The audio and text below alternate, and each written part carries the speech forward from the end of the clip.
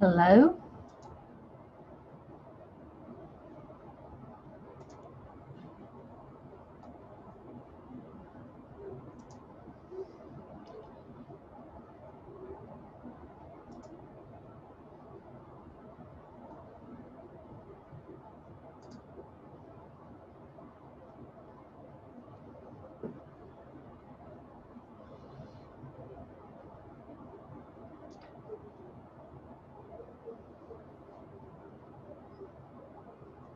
Hey everybody, can you hear me?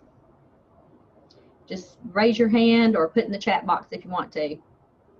Okay, good, thank you.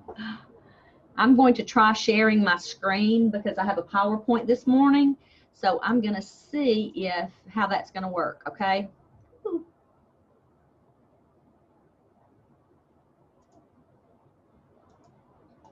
Here.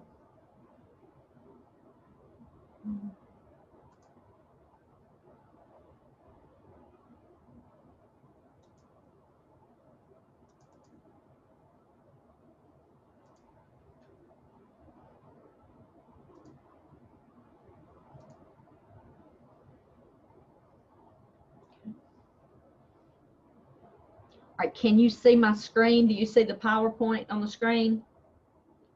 Perfect, thank you.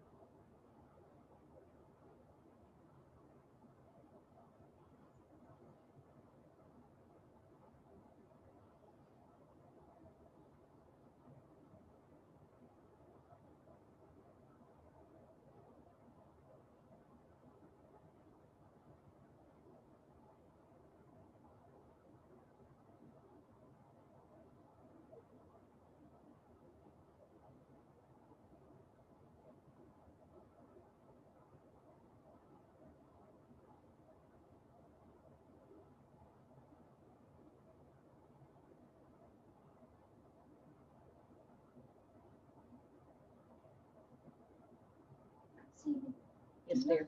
Who the certification person is in Carroll County? Who the who is? Certification person. In Carroll County? It was Donna Harper. Okay, I don't I know still if have- she has retired or not. What you did, call the front desk, Yeah. and Robin Spence is who's on the front desk. Just ask her. Okay, because I have two teaching certification numbers that I can't find on the website. That I got to get to Kathy Jones. They're not on the PSC website. Can't find them. So that I'm gonna email Donna Harper and see. Could be that they're not certified. They didn't release it, right? Yeah, yeah, I am. I didn't want to get in trouble for No. getting that.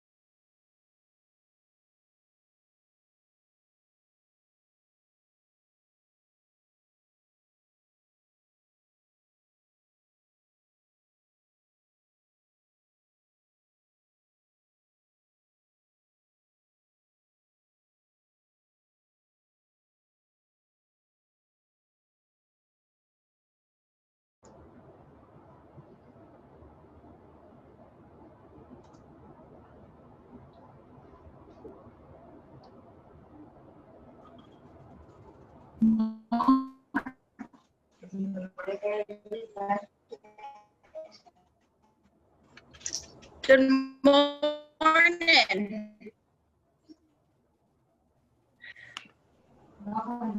Morning.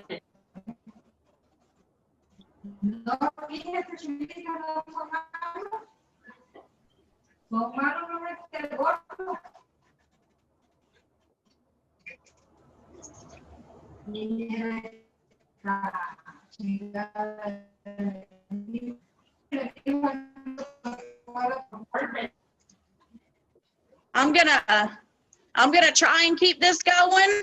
The internet is terrible here over in Mexico, and it is.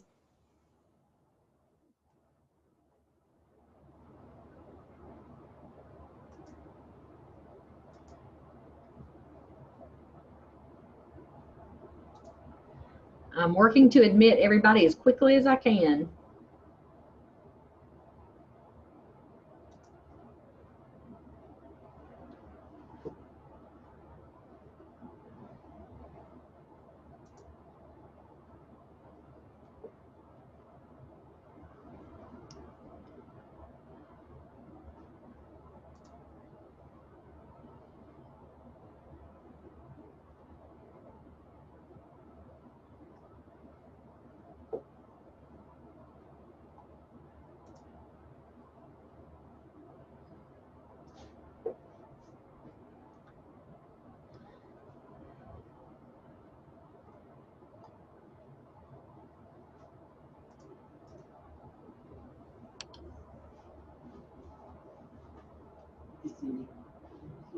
If we can get them to sign in on the side, because some of them have screen names.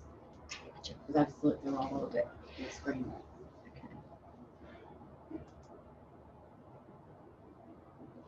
Okay, I'm going to make this announcement more than one time because we've got people joining at a pretty rapid pace, but I want to make sure that we're getting this in. If you will go into the chat box and put your name and your program, this is how we are taking attendance, and we're making screenshots of the tiles as well. But though some of you have screen names that don't match your real name. So we want to make sure that we're giving everybody credit for being here. So please go into the chat box, put your name and your program. Thank you. And your name as it is on all the records here at the university.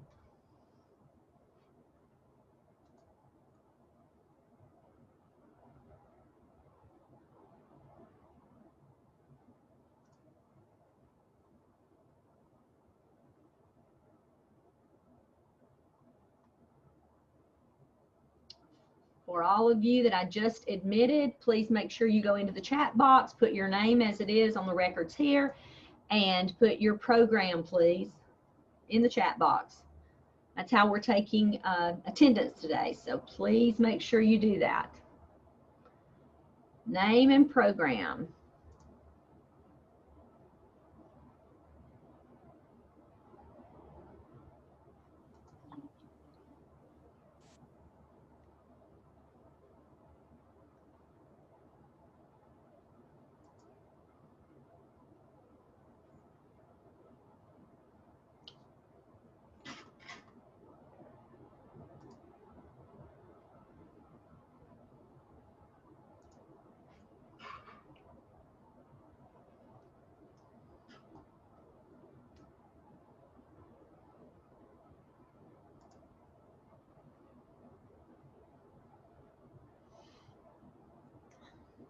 Okay, it's 11:01, but I still got people coming in, so just give it just another couple of minutes to make sure we've got everybody in here. We're almost there, I think.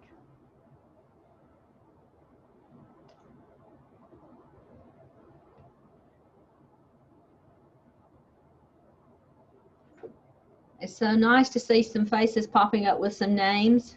I know sometimes it makes your connection better if you go to take your video off. So just know that I understand that totally, but it's nice to see faces. I see your names a lot, but I don't frequently get to see your faces. So that's great. All right, just a couple more minutes. We've got a lot in here, but we want to make sure that everybody's in.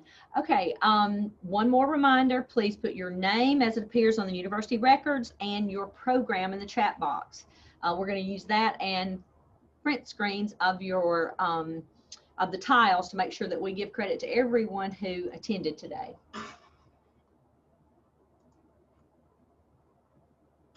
Okay. All right, I'm going to try my best to watch this and make sure I'm letting everybody in. I thought I had set it so that it would just automatically let you in, but apparently I did not.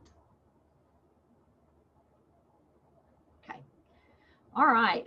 I'm Cindy Saxon, and I'm Director of Field Experience, Office of Field Experiences here at the University of West Georgia. Some of you I've crossed paths with and some of you have not. The agenda today is relatively short. It's going to be just me and Margaret Elliott, who is an attorney with the Professional Association of Georgia Educators. She will come on right after me, so you should be finished today by 1 at the latest is my hope.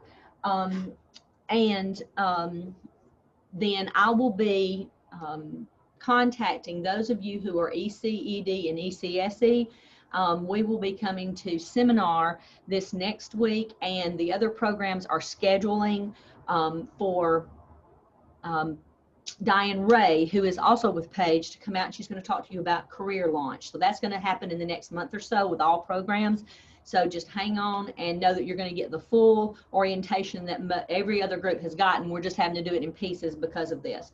All right, I'm going to go ahead and get started. I'm going to share my screen, and then if it seems a little staggered, please know I'm letting people in case someone is not there. All right. Where's my share screen button? There we go. Okay. Somebody, let's see. I can see Thomas on my screen in the corner. Thomas, if you can see my PowerPoint, give me a thumbs up, please. Okay, do it with your right hand because I can't see the left side of you. No, I can't see it right now. You can't see it at all? Okay, let's try again.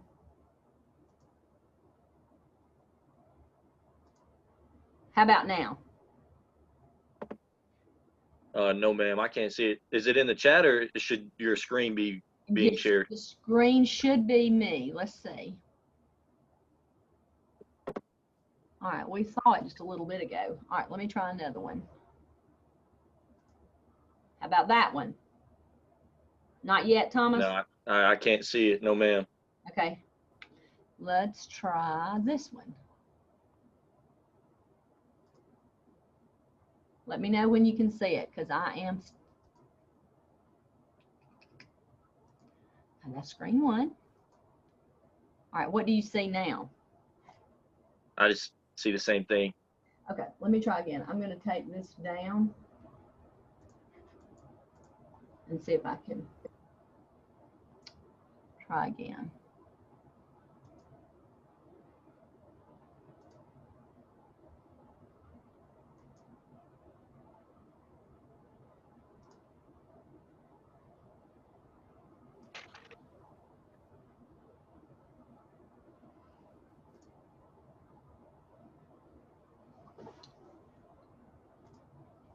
All right, I'm about to get frustrated.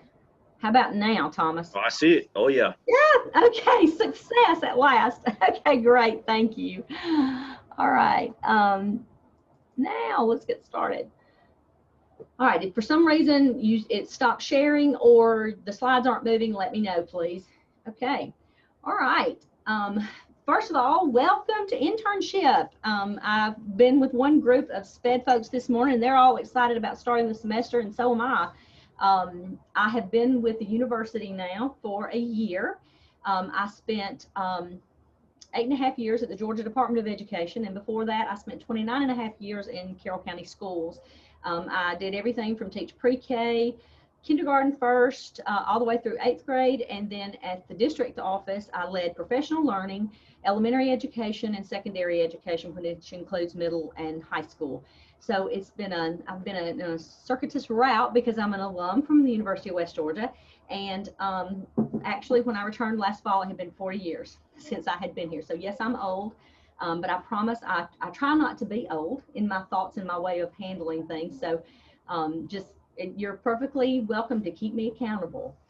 All right, our goals for today, for this morning, there's 3 big goals. One of those is to make sure that you have all the logistical information that you need in order to be successful in internship. And then I want to make sure that all the expectations and the responsibilities are very clear to you. And then we're going to do the very last few slides, we're going to celebrate because you all are cruising toward graduation.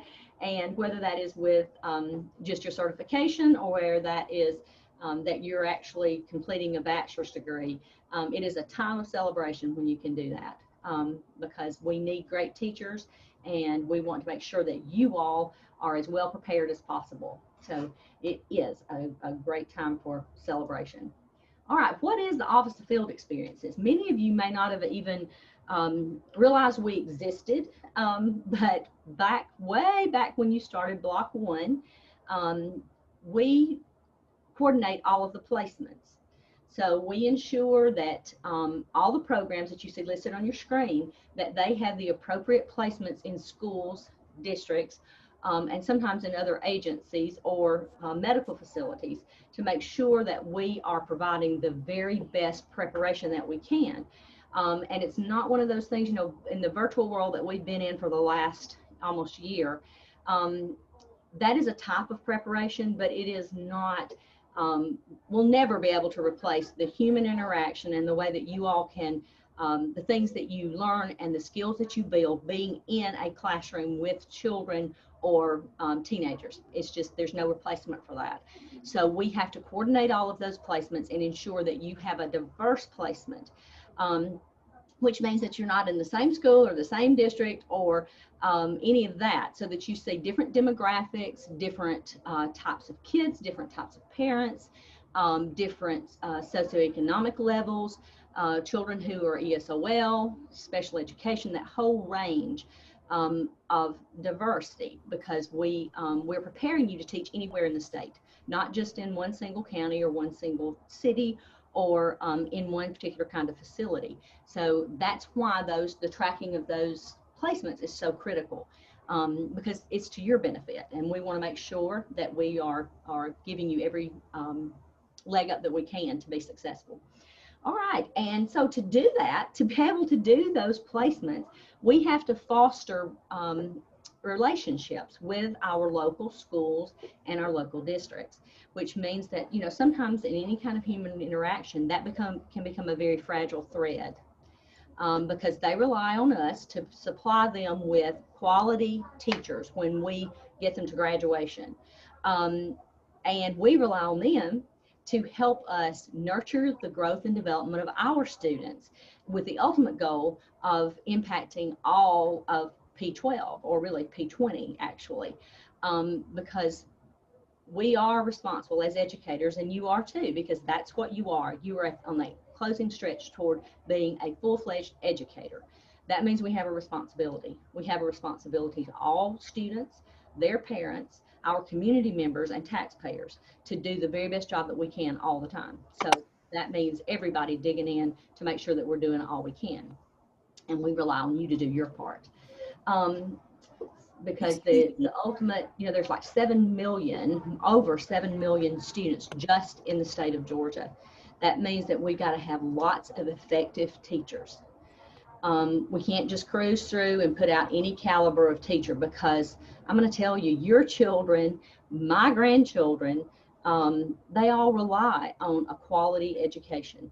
And every student in every classroom, in every school, deserves the very best that we can give them. That not only includes their classroom teacher, their regular classroom teacher, but it also includes you as their student teacher.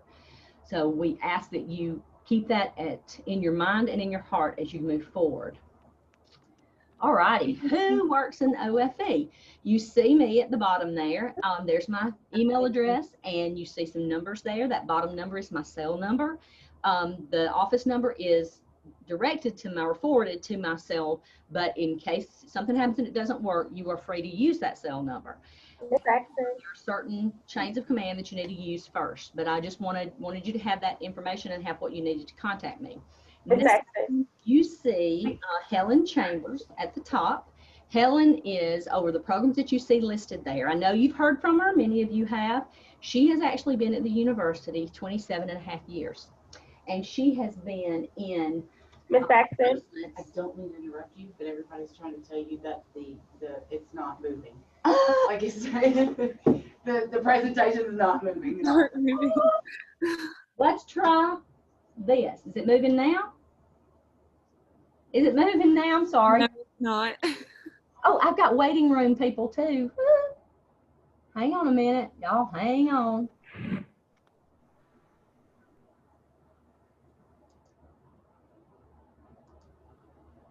Okay, I'm letting those people in. Got that done. Now, how to get this to move? Let me try this. Now is it moving?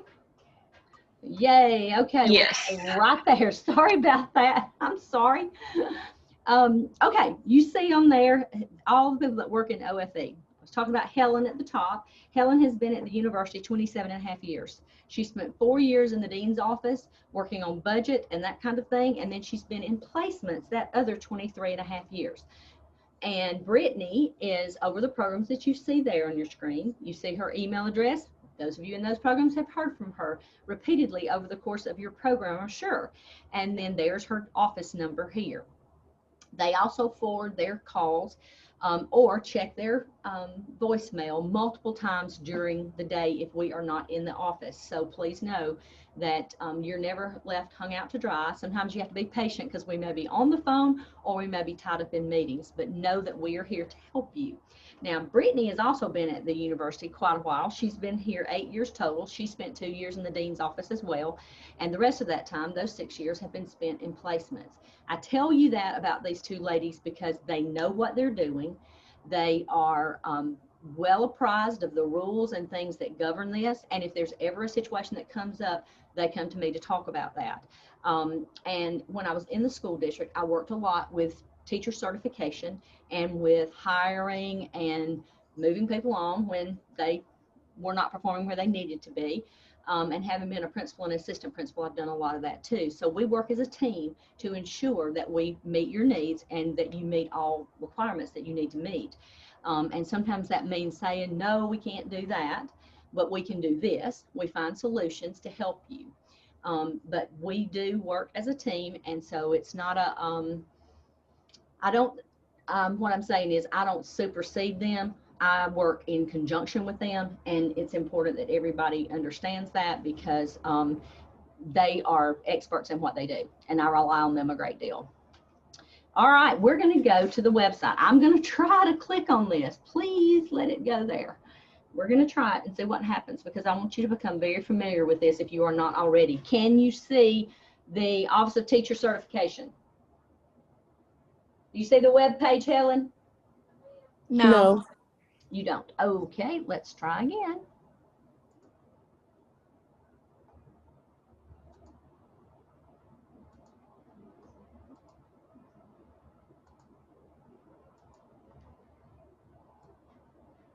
that over here.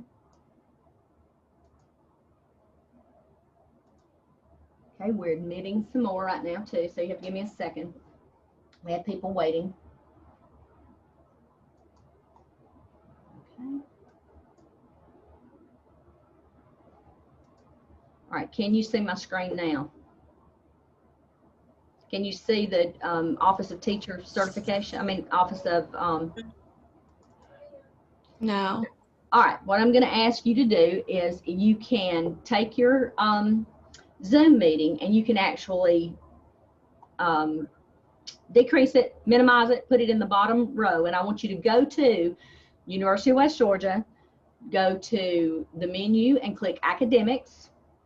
When you click Academics, I want you to go in and click the College of Education. After you do that, I want you to go over to the Centers and Services, go down and click the Office of Field Experiences. Scroll down, and then you should see OFE Student Resources. This orientation today is going to replace the orientation that you see there. It will just be the PowerPoint, but it's going to replace that. Click on Handbook. You will see the Field Experiences Handbook there. That has all the policies and procedures that govern field experiences. We have streamlined this, and the same handbook goes to cooperating teachers, university supervisors, and students because it's the same policies and procedures no matter what. So that is there and available for you. If you click on Forms, in the event that there's some other kinds of field experiences that you're asked to do by your program, there's an alternative field experience log there. We'll use that log for anything that is not done in your regular traditional placement that we have coordinated for you. You'll see intern teacher keys right there, the third bullet down. You need to be very familiar with that. That is how you are evaluated. It's the observation instrument that we use, and it is the summative that's used, or that's the final observation. So that is there. You will see your MOU, your field experience MOU. Now, that is critical and must be completed before you go to the field. We're going to talk about that a little bit more in just a second. Okay, you see those other forms there. There's not anything else there that you need right now. We primarily ask that you use the videotaping permission from your district, but if there's not one, you have these here. The Spanish version is under revision in case you have Spanish speaking parents that could not understand the English version or did not have someone that can interpret for them. So we want to make sure that you're meeting those needs because we have a pretty large contingent of Spanish speaking population in the state of Georgia. But that is, so those are just resources for you to have at your fingertips. We will be adding to this as we will for cooperating teachers and supervisors so that you have the things that you need. If there's something that comes up that you need that you don't have, if you will email one of us, we'll be glad to work toward getting that resource for you. Now that last bullet under student resources is candidate information. That is important for your supervisors to have because that gives them the information that, yes, certainly they could go in and look it up, but they have several of you assigned to them. So minimally, it's 10 or so. And most of them have 20 something, and some of them even have 40 and 50 something. So we want to make sure that you complete that candidate form, and you're going to give that to your, email that to your university supervisor. So that it may be a school-based supervisor if you are at Carrollton Elementary, Carrollton Upper Elementary, Sandhill Elementary, or Central Elementary. Your university supervisor is called a school-based supervisor. Please make sure that that person gets that candidate information form. That allows us to know where you are and when they can do observations and all that kind of information. So please do that. Cindy, There, we got several that can't get on because it's limited to 100 people. I put it way more than that. Okay, that's what they're getting is Are you serious? I have like two. One's sitting right here. Are you serious? Tell her to go in there with you. And then I put it at 150 yesterday. I have another person in MOT. Okay, tell them that we will forward them the link. Make a note of who they are, Okay. and we'll forward them the recording as soon as we get finished today. And in the meantime, between me and Margaret, I will close this one down and redo and send them all another link. That's going to be 2. We'll just send them the recording. Okay. Sorry about that, everybody. We've got trouble. People can't seem to get in. I set the number at 150 yesterday, but apparently it's not letting them in. So, okay, to keep going. So make sure you get that candidate information form and get it to your university supervisor no later than the end of next week, please. That will be very helpful to them. All right. Now we're going to keep going.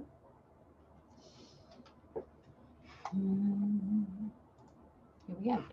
All right, the Field Experiences Handbook, as I said earlier, it contains all the policies and procedures that provide direction for all field experiences. You need to maximize your Zoom now so you can get back to the PowerPoint, please.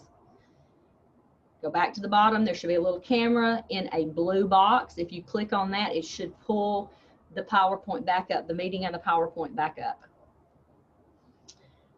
All righty.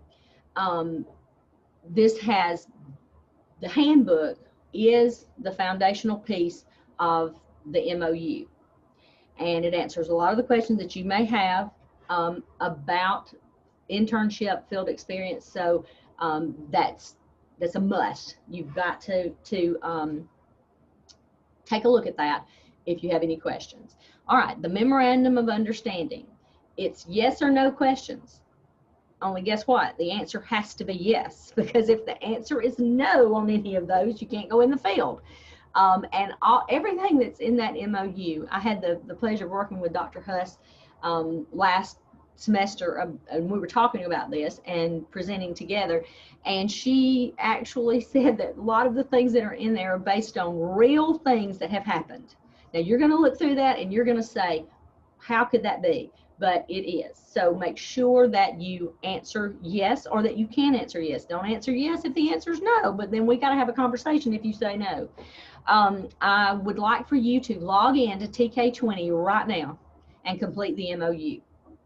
I'm going to give us about, shouldn't take you over 3 to 5 minutes. I'm going to give you a few minutes to go in there and do that now. Please log in to TK20 and complete the MOU.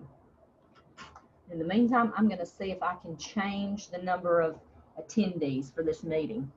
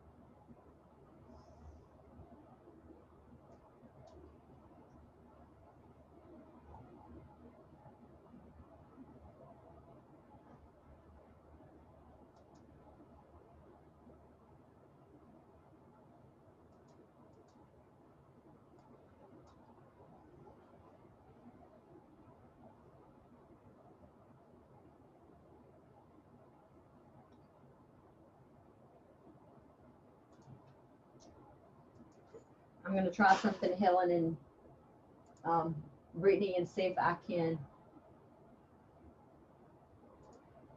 adjust this meeting.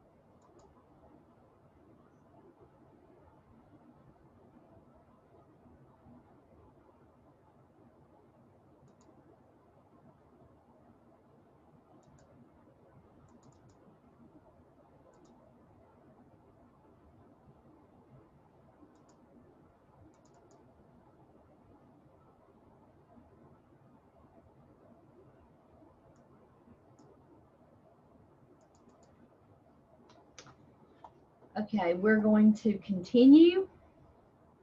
Hope everybody's had a chance to do that. We'll be checking those between now and Monday because those must be completed before you enter the field on Monday morning. So please make sure that you do that. All right. I can't seem to increase that number right now, so we'll keep working on that. There's a lot of basic information that you need to know. And the first thing you need to know when you get to the school is to check the school district calendar, because we follow the school district calendar during internship, which means that what normally would be your spring break with the university calendar, that's out the window. You have to follow the district calendar, because if you didn't, you would be without having class time with students 2 weeks instead of 1. So internship requires that we follow the district calendar. The district is out for Martin Luther King holiday, which I think most of them are, then you're out for that day. If they are out for President's Day, you're out. If they're out for winter break, a Monday, Tuesday, Wednesday in February, then you're out for a Monday, Tuesday, Wednesday in February. Follow the district calendar. Right, and another piece is the contact hours of the school. If school starts for the children at 7:30, that's when you have to be there, 7:30. If the school day ends at 3 o'clock, for the teachers, then that's when it ends for you. If the teachers stay till 4, you stay till 4. And it is advisable that you go to meetings. You need to attend PTO meetings, placement meetings, response to intervention meetings. Some districts may still call them SST meetings. That student support team, you need to make sure that you're involved in all of those things that your cooperating teacher is involved in, because that's the only way that you're going to really get the full picture of what it's like to be a teacher on a daily basis in a school. So whatever those contact hours, that is what is expected of you. We expect you at some point in the semester to teach 2 full weeks, and that means starting in the morning when you do bus duty. If the cooperating teacher has bus duty one of those 2 weeks, you are to be there whenever everybody else in the building is there. You get there, you take attendance, you take up snack money if that's what you need to do. You coordinate annual fees, yearbook fees, whatever you need to do in the course of a teacher, elementary, middle, or high school. You take on everything, and your cooperating teacher is just a support for you. and should not have any of the teaching duties if at all possible. That should be a gradual progression into those 2 weeks. Like, you can't just be functioning as teaching a lesson every once in a while and suddenly take over for 2 weeks. First of all, that doesn't work for students. Students need you to have a gradual takeover of that, which means that you need to talk with your cooperating teacher and your university supervisor. How do they want you to go about gradually taking over the entire class, so that by the time you get to your 2 weeks, everybody's comfortable and you're the one that's in control in the classroom? So it might be that you're going to teach language arts in an elementary classroom the first week of the semester. Or if you're in a high school class, it might mean that you're going to teach the first period class every day for a week. Then the next week, you're going to teach ELA and math if you're elementary. If you're in a secondary classroom, you're going to teach first and second periods. Gradually build out until you are teaching the entire day when you get to your 2 weeks. Now, it takes a lot of time before and after school to coordinate with your cooperating teacher about your lessons. And you've also got to look at how you're coordinating with your university supervisor or your school-based supervisor, because they do have to come in and observe you while you're teaching. And that we don't want them to show up at times when you aren't the one that's in front of the classroom. So keep all of that in mind as you're building toward those 2 weeks of full-time teaching. Then, because it's like a shock or a jolt to those students in those classes, you want to gradually give back that control to the cooperating teacher. That means dropping off a period that you're teaching. It means not teaching science or social studies. It means whatever that means. You do that for a little while, then you drop another subject or another period, then you drop another and another until you get to the end of the semester and the cooperating teacher is back in control of the classroom. So it works to your benefit because it gives you even more teaching time. And it works to the benefit of your cooperating teacher because that teacher has time to watch you and give you feedback and work with you across the semester. And then it's great for our P12 students because they have a gradual process and not a sudden change in what they are expecting, because you don't get very good responses that way. Middle and high school kids can go with the flow some, but if you've got pre-K, kindergarten, first grade, they don't do well with a sudden change in who is in control in their classroom. So please make sure that you look at that progressive shift across the semester. All right, professional dress requirements. If you look in the mirror and you say, gosh, I wonder if I should wear this, the answer is no, you should not.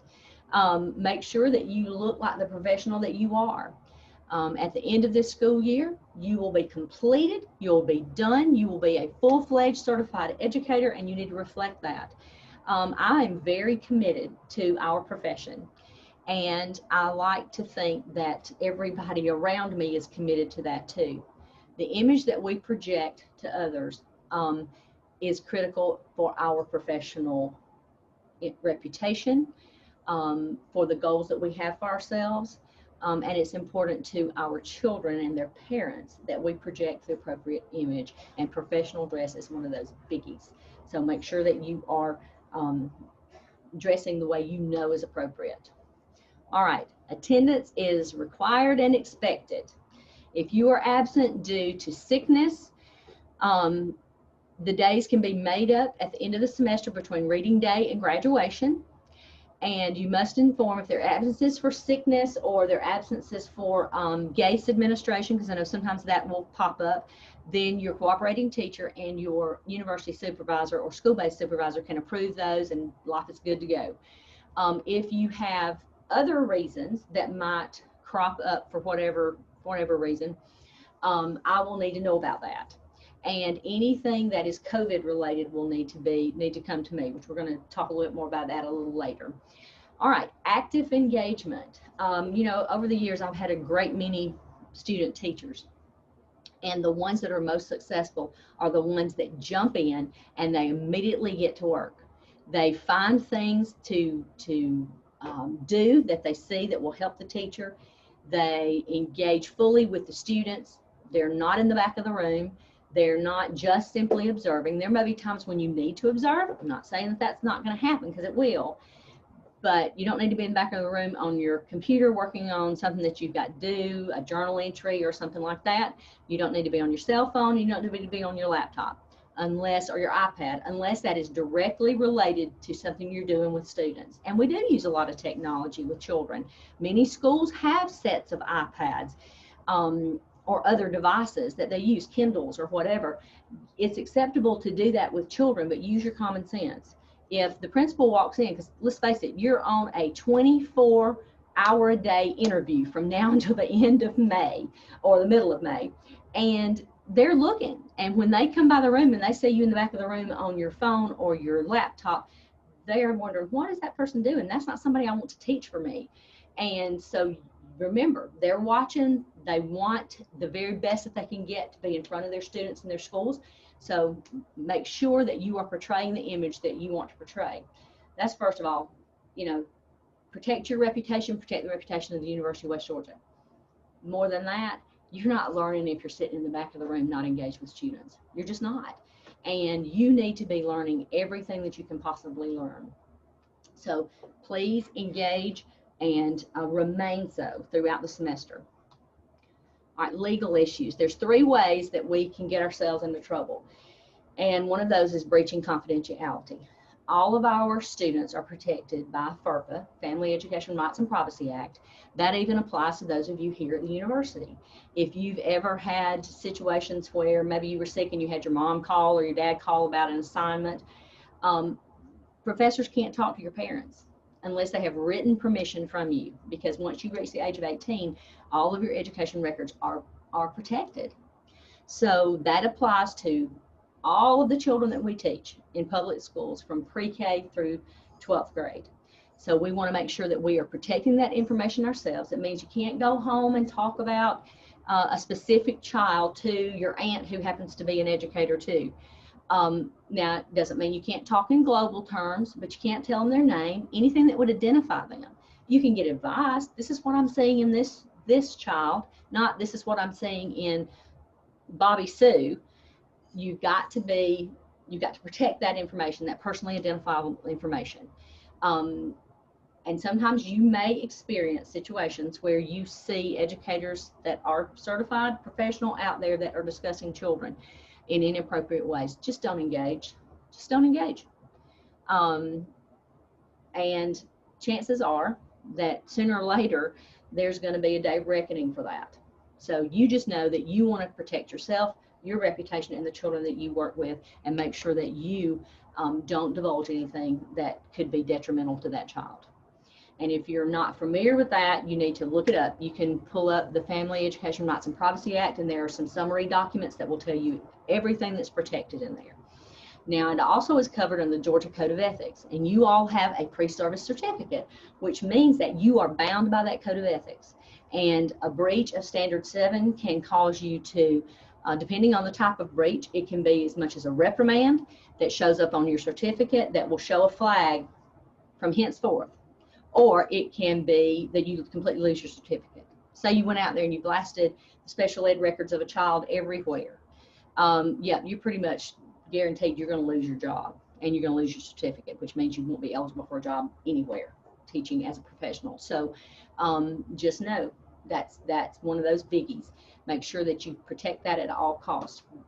Most districts do not allow corporal punishment any longer, and they have policies and rules against that. But if you are in a district that does allow that, please know the University of West Georgia students are not allowed to witness corporal punishment. They are not allowed to participate in any way whatsoever. Do not find yourself in that position. And then dispensing medication. Teachers are covered under a law of immunity because we are asked to give medication in situations frequently. If that occurs and you are asked to do that as a student at the University of West Georgia, you are not covered by laws of immunity. So please do not help with that at all. And you are welcome if it's insistent at the school, then if you will give me their name and their phone number, I will call the school and make sure to intervene for you, because that is just not something. I don't want you put in that situation where you could possibly be sued because you got the wrong medication or the wrong dosage or whatever. So please just make sure that you let me know if you encounter any of those kinds of difficulties. All righty, social media. Oh my word, this is such a huge issue today. We're seeing that around us in the political environment and how much it can get people in trouble. It is a great avenue for staying connected with people, particularly in times where we've been quarantined or locked down as we have in the past year. But you have to look at your social media with a very keen eye. And the thing that I always like to keep in my mind as I'm looking at mine is, if I were teaching a class of kindergartners or a class of 7th graders or a class of high school freshmen, if they saw or their parents saw something that's on my social media, how would they feel? Would they trust me? Would they want their child to be in my classroom? Would the child want to be in my classroom? We have to protect our image because we are public servants. Either way that we go, we paid with tax dollars. We're public servants. That's the bottom line. But even more than that, if we're educators, we should be ethically and morally responsible. And the image that we portray should be to the benefit of all students. All children. You have a responsibility, so make sure that you clean that up. Look at it and look at pictures that you might have posted from a party you attended on campus. It could be a sorority function, a fraternity function, any of those kinds of things that might not shed a positive light on you as an educator needs to be removed, or lock it down, make it not public where people can't get to it. As an administrator in a school district, we have had situations occur where students will go online and they will Google their teacher to find out, oh, you know, what kinds of things do they do? Where do they go? Blah, blah, blah. Well, your picture will pop up. Try Googling yourself. There's no telling what you might find. So you just want to protect all of that. Tell people when you're in a social situation, please do not make pictures of me. I don't want any of that posted. I'm going to tell you, as a teacher and an administrator right here in Carroll County, I might have wanted to have a glass of wine with dinner. Not where anybody knows I'm having a glass of wine, because I taught kindergarten and first grade. I don't want my kindergartners and first graders, I don't want to be an influence on them in any way, and I want their parents to uphold me. So I just never did that in a public arena when I was teaching children. So think about it. Ensure that you're protecting yourself, your name, the name of the University of West Georgia, and your children and your classes. Okay, internship grades. It's a performance evaluation that is either satisfactory or unsatisfactory. Your cooperating teacher, your university or school-based supervisor will work as a team to complete your evaluation. Observations will be done by all of those entities, and they will talk to each other about what kind of progress they've seen across the semester. Now, please don't think that if something happens at the beginning of the semester and you have an observation and it doesn't go exactly right, that doesn't mean that you've automatically failed, because we look at growth over time. You may need more time and may need to learn more strategies. You may need some behavior management work to help you control your class and that kind of thing. It's not an automatic failure at the beginning of the semester, but what we do want to see is change and growth. And so you want to build on your skill set, build your knowledge, and then get better and better across the semester. And then that decision is made at the end of the semester as to whether you completed everything satisfactorily or unsatisfactorily. And we do a lot of interventions in between. It's not going to sneak up on you. You're not going to suddenly at the end of the semester find out you didn't do well. You'll know, because you're going to get honest, open feedback, which you have to be accepting of, because you do want to get better. You want to be the best that you can be. So you'll know over time how it's going.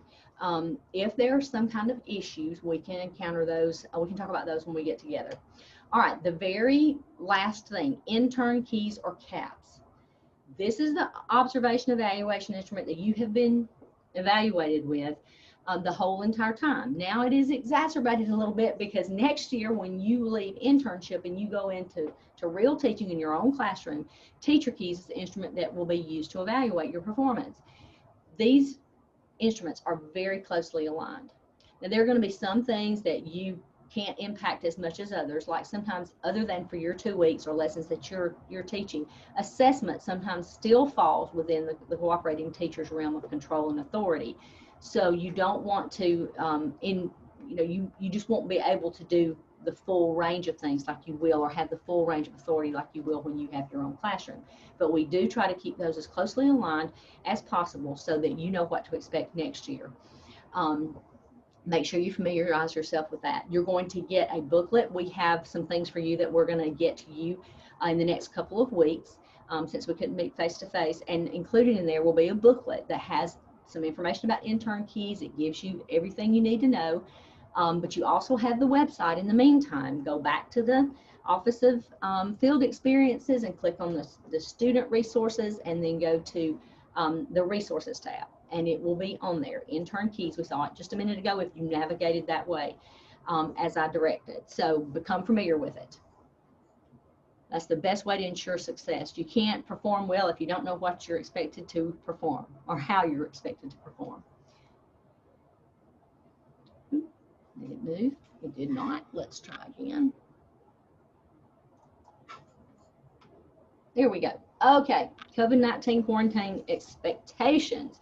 Okay, every district has a different kind of slant on how they want to deal with that. So you're going to need to become very familiar with that. Many of you are in the second semester of a year-long placement, so you already know what they are. But if you don't, you need to ask. Some districts are, if you are exposed and you have a test and the test is negative, then you can be right back in the classroom. Others are, you got to quarantine 5 days no matter what. Others are, you got to quarantine 2 weeks no matter what.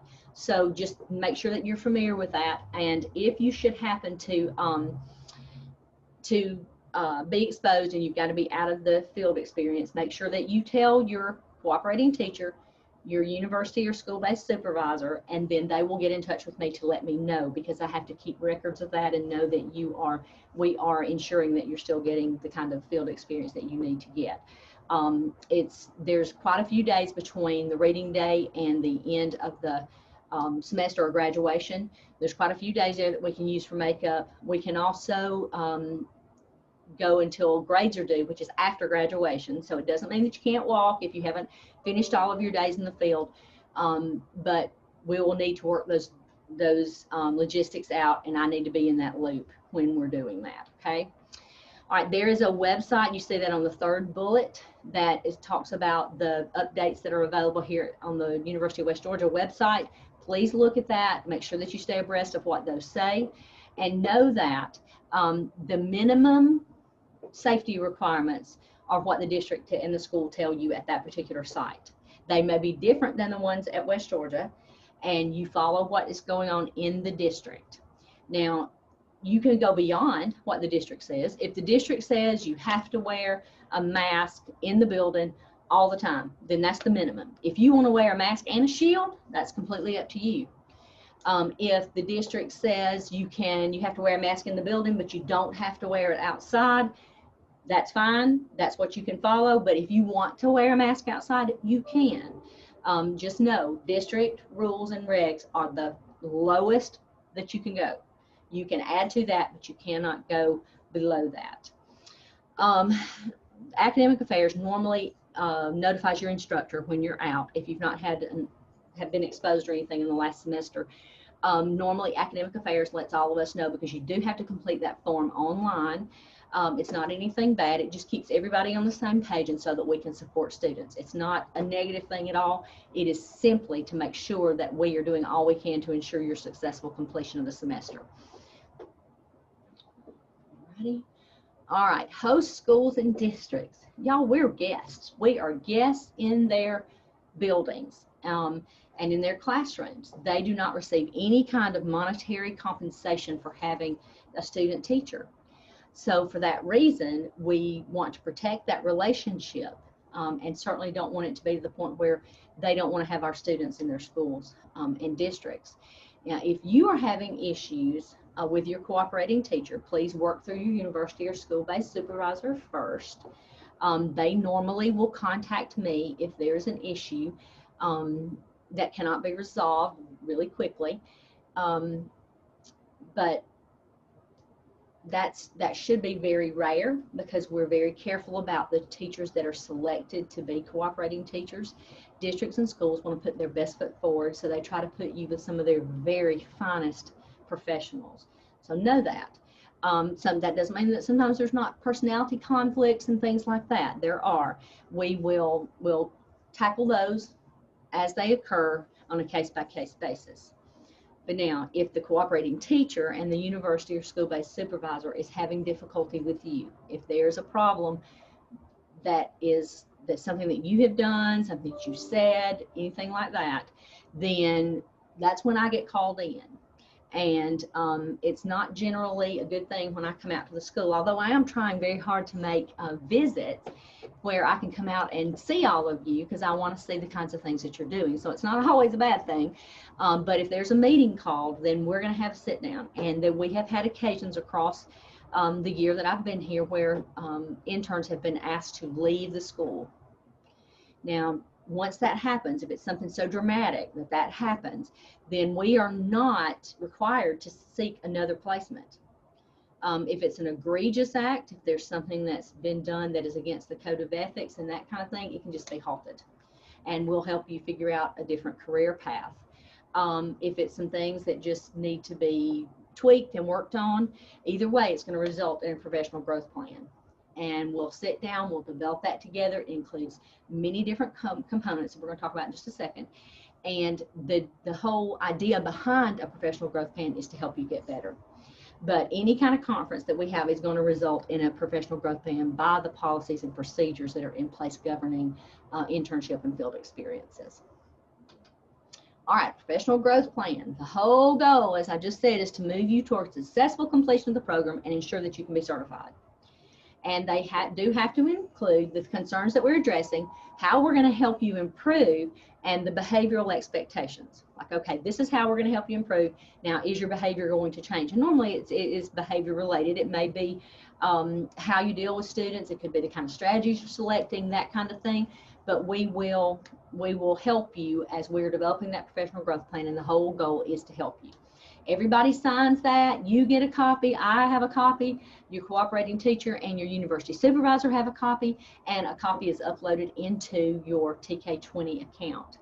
And I will just tell you, if by chance you are given a second placement, if something goes wrong and we do a second placement, if you are asked to leave a second placement, then that's pretty much, we're going to need to try to figure out a different path, because that's pretty significant if two different schools, two different cooperating teachers, two different principals all are seeing things that they don't think are able to be remedied. Then that's very, very serious, and we would have to work with you to figure out how we can get you to graduation, but not as a teacher, because that's beyond. This semester is about your professionalism. It is about learning how to work as a colleague and accepting the feedback that you get and making changes and doing the right thing, basically. That's what we're trying to get you to. Those are the hardest things that we can do. Teaching you new strategies for dealing with behaviors, teaching you new strategies for language arts, for composition, for any of those kinds of things that are about the content, that's very easily remedied. But professionalism, that's not something that we can teach, because that takes common sense, forethought, and the ability to dissect a situation and make good judgment calls. So please, please ensure that you are doing what you're supposed to do in these buildings, because we need you as teachers with our children, P12, and we want to ensure that you are successful. So please do your very best in this arena. All right, you have a toolbox. You might not even know you have a toolbox, but you do. And you should take every opportunity that you can take to learn from every teacher in your school. There may be little things that you see teachers do that are with role taking, with a particular strategy for mathematics, or a field trip that they took children on for social studies. Those kinds of things are the kinds of things that you want to remember. I suggest that you either jot them down in journals and keep that, or you have an electronic file where you just drop things in, use the notes on your phone, whatever it takes, but keep those things. You know, we're so far beyond what it was when I came through West Georgia 41 years ago now. Then we had to fix these huge resource boxes, and it was alphabetized, and I think I had 3 huge Xerox paper boxes when I got finished. Those were the things that I went back to and pulled when I needed an idea for something, if I needed a bulletin board idea, if I needed support with teaching children a science concept. That's what I went back to, because those were the things that I collected from all the teachers that I crossed paths with. So make sure that you're doing that. And in the moment, it can be a photo. Whip out your phone, make a picture of what they did at the end of the day, and then you'll remember that when you go back through, and it just gives you so much in your toolbox to go forward to be able to teach effectively and efficiently. So just do all you can to collect as much of that as you can in your toolbox this semester. All right, we're going to talk about, this is an article that came from We Are Teachers. You can register at the bottom of the screen. You see an address, web address. Use that web address, and I will be glad to send you this PowerPoint. And we're also going to post it on the website, which is the easiest place to get it, because that's going to be the most updated. And you can actually go in there. It'll be a live link, and you can click on it and go to We Are Teachers. We Are Teachers is an amazing website that gives you all sorts of ideas about all kinds of things. And this is one of the things that Ashley Cook, one of the school-based supervisors out at Central Elementary, sent to us yesterday. And it really is, this sums it up quite well. 7 habits of amazing student teachers. They take the opportunities to be helpful instead of waiting to be told. They say goodbye to their comfort zones. They share ideas, because guess what? Your cooperating teacher is going to learn as much from you as you are from them. So share. Don't be afraid. Get out of that comfort zone and participate fully. Amazing student teachers are direct but kind. So they can say what they need to say, but they do it in a way that's professional and is very gentle and just nurturing, because that's what you want to be, whether it's that comment to your students or a comment to your cooperating teacher or your university or school-based supervisor, or to me. I need kindness too, just like you do. So if we all keep that in mind, life will be much better. We embrace all the grunt work. That means the little things that have to be done in the classroom, because there's stuff, somebody's got to clean the tables after we finger paint with shaving cream, or after we do an art project. Somebody has to do that, and normally it's the teacher in the classroom. Jump in there and engage and support your students and your cooperating teacher. That shows that you really are committed. And then there's the big one: welcome feedback, positive and critical.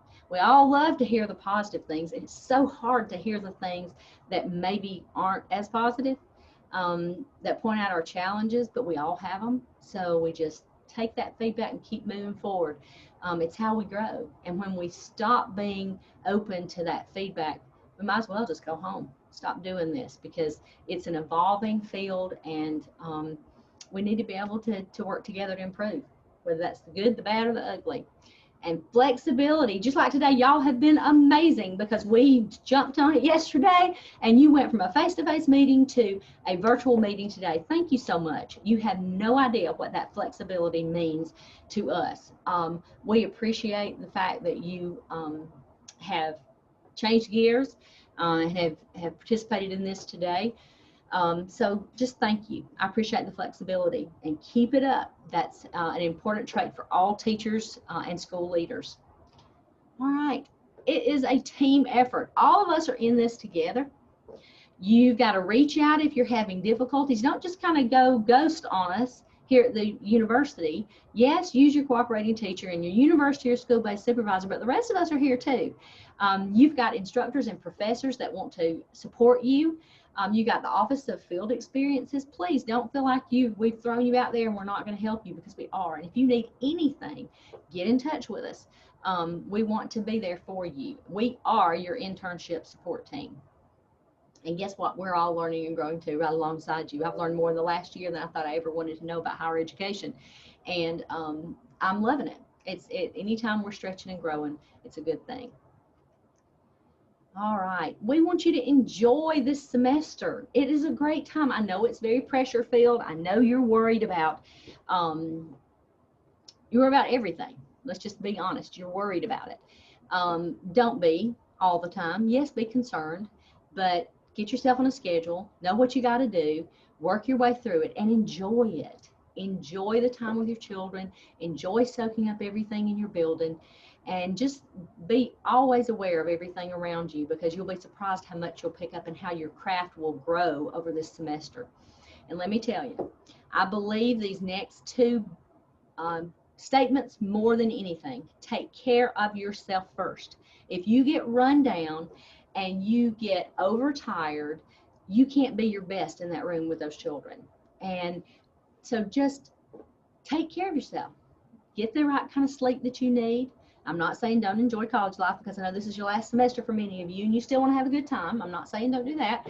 I'm just saying take measures to take care of yourself too. Wear your mask, socially distance, do the things that protect your health so that you can be in the field, and so that you can just have good health. If take vitamins, continue to take those vitamins. If you like to do meditation, do that. If you're someone who reads the Bible, do that. Whatever it takes to take care of yourself first and foremost, because we cannot pour from an empty cup. So if you're constantly pouring out and you're not doing anything to fill yourself back up, then there's nothing left there to give to other people. So please take care of yourself. Now, this is such a great statement. It came off We Are Teachers, and I love it. You weren't born to just teach.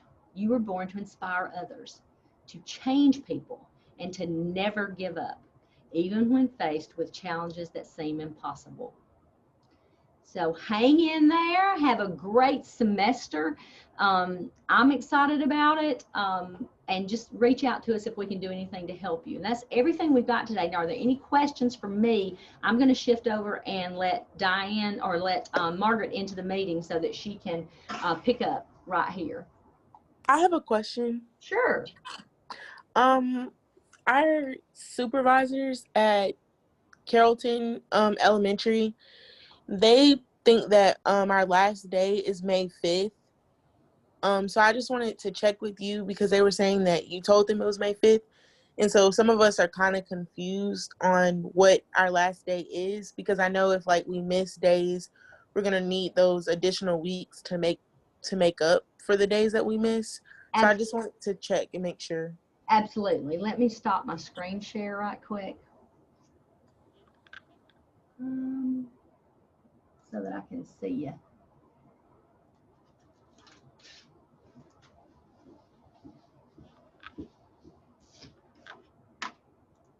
Okay, can you see me now? Yes. Okay, great. The last scheduled day for field experience is May 4th. So that gives us from May the 4th till, really, as I said, till grades are due. And they're not due until after graduation. So we've got all that time to make up days. If there's something that's unusual, we can talk about it. But, there's nothing that says, because you can still, hear me clear, even if we haven't done everything we need to do, you can still graduate. You're still going to walk because you've got family that have made plans to travel and that kind of thing. And we can put it in complete, and then you can complete field experiences beyond the end of the actual college semester or the university semester. So let's don't borrow trouble. Everybody just try to stay in there and stay healthy and get everything taken care of the way you should. With regard to field experiences, I would advise you to not wait till the last minute to do your 2 weeks of teaching, because we don't know if the schools are going to close down. We don't know what might happen with the health trends and that sort of thing. So make sure that you don't wait too late. End of January, 1st of February, month of February, right in there, March. I would be really skittish to put my 2 weeks off to way on into April if I were you. So go ahead and get that scheduled. But we're going to work with you. Last day of classes is May 4th. Our last day of field experience is May 4th. That is the reading day. That's normally been the schedule for internship. We start immediately, first day of classes, you're in the internship and you come out the reading day, so that you have lots of time with children in the school environment. Does that help? I do have one more question. Sorry. We were all just talking, on BandWeb, it still says the 24th. So does that need to be changed as well? It will be. I'm in the process of editing that too, and that will be changed on all the practicums. I just want to make sure that this goes for the Noonan campus students as well. The Noonan campus students, it does, but most of our Noonan campus students are paraprofessionals. So they will be in their classrooms till the end of the school year for students. So, right. A good bunch of us aren't though. So like, and we were told April 23rd was our last day. So that is being changed to May 4th. Yes, it is. It's May 4th. Okay, thank you.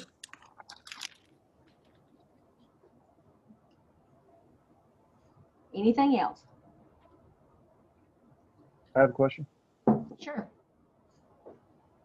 Yes, this is Chris Burklow. I have a couple questions. The first one is, where do I obtain a field experience badge for going into the school? I'm sorry, I'm having a hard time hearing you, Chris. Oh, try again. Okay. Can you hear me? I think so. Yes. Where do I obtain a field experience badge for going into the school? Yes, your badge. It's at the Wolves card office, and it's actually that big round building in the middle of campus. If you turn before you get to, or right beside the Ed Center and you go back, no, before you get to the Ed Center and take that road, I'm not real sure what the name of it is, but that will take you back there. But it's the big round building that's in the center of campus. Okay, thanks. And my other question is, I still need to do my observation hours in the final semester. So how do I access the videos for those observations?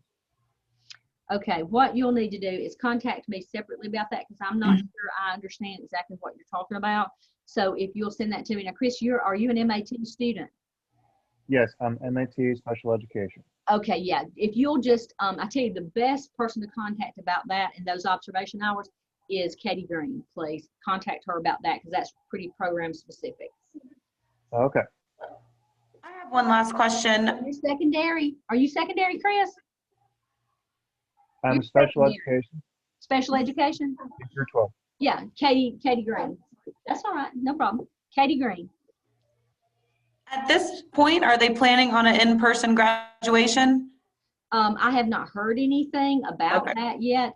As soon as I do, I'll be glad to post that on the practicum websites. I'm the instructor of record for the ECED and the ECSE. The rest of you, I will let the other instructors know that are the instructor of records on yours, and we'll get you some information as soon as we have it. Plus, if you'll go to the website and periodically just search for graduation, it'll come up and give you some information as we go forward.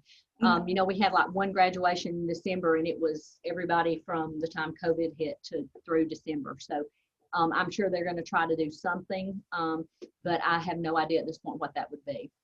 Okay, thank you, ma'am. I hope so, because you all need that in person, get out there and let everybody see you and what you've accomplished. Yes. My fervent hope is that. I have a question as well. Sure. Oh, I'm sorry. You go ahead. Go ahead. Sorry.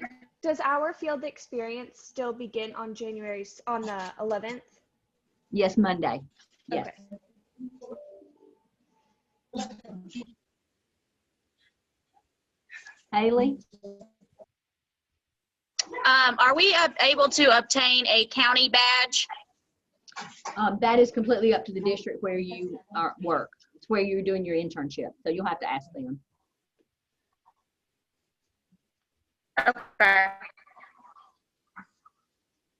Okay, thank you. You're welcome. Anything else?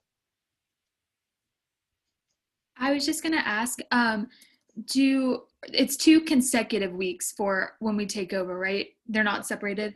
Right. Normally it's 2 consecutive weeks. If there's some reason that there has to be that, you need to work through the program and they'll kind of direct you if there's an issue with that. Okay. Yeah, I'm just looking for 2 weeks.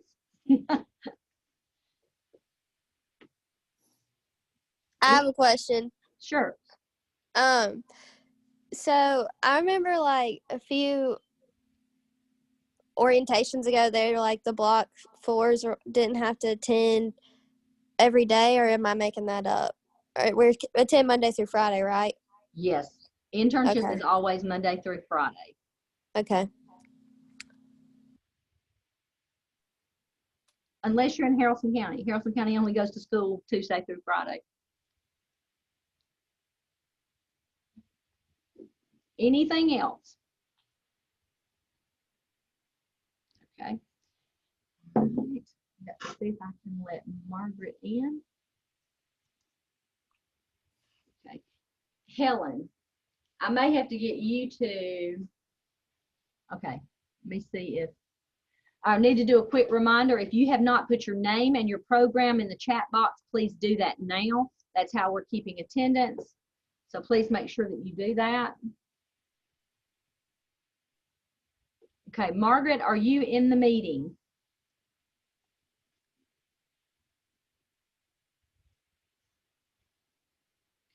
Helen, I may have to get you to log off and go with Brittany.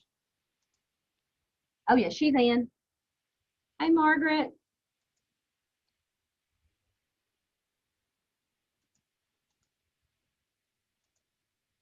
Okay, how about now? Yeah, I can hear you. Great. Thank you. Hey.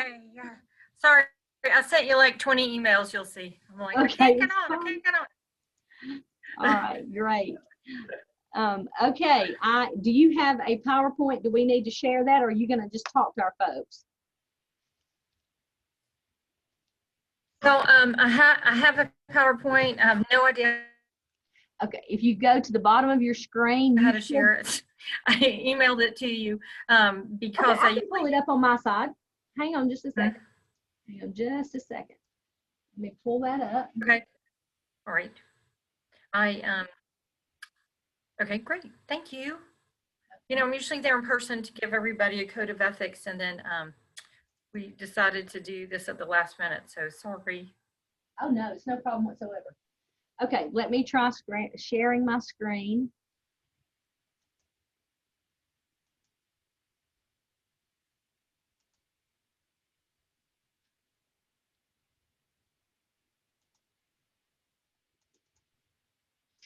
Okay, Emily Teal, can you see? I can only see Will. Emily, can you see the PowerPoint? Yes, ma'am, I can see it. Okay, great. Okay, I will click through for you because I don't think you can from your side, Margaret, but I'll do it from mine. Okay. Okay, great. Margaret is with the Georgia Association of Educators, Professional Association of Georgia Educators, excuse me. And she is just always so willing to come out and provide this seminar for all of you. And so I just give her your attention because you will learn so much about the do's and the don'ts and how you can be successful when it comes to professionalism. So thanks, Margaret. I appreciate you being here. Having me, I really appreciate it. I'm sorry I'm not there in person. My husband just got tested positive for COVID, and so I'm on lockdown in the house with him. So much fun. I feel fine, but I'm not supposed to go anywhere and spread it. So I'm delighted to be able to over the computer so I don't spread it all to you all, even though I don't have any of them. So we're going to talk about the code of ethics for educators, and this is a very informal presentation, and so if you all have questions as we go, please let me know. I don't know how they're going to let me know, but maybe you can tell them. Emily, are you my trusty assistant? Can they send you questions? I tell you what, if you'll just tell them to y'all just put your questions in the chat box and I'll monitor the chat box. Oh, that'd be great. Okay, okay, perfect. Okay. Super fantastic. Yeah, I got Okay, so so what I want to tell you is that I work for Page, and we used to have a part of Page called Spage, which is what you can see up on the screen, and it was for students who joined Page, but now it's just all called Page, which is less confusing. And Page, you know, provides insurance for student teachers and teachers who are out in the classroom who might have problems.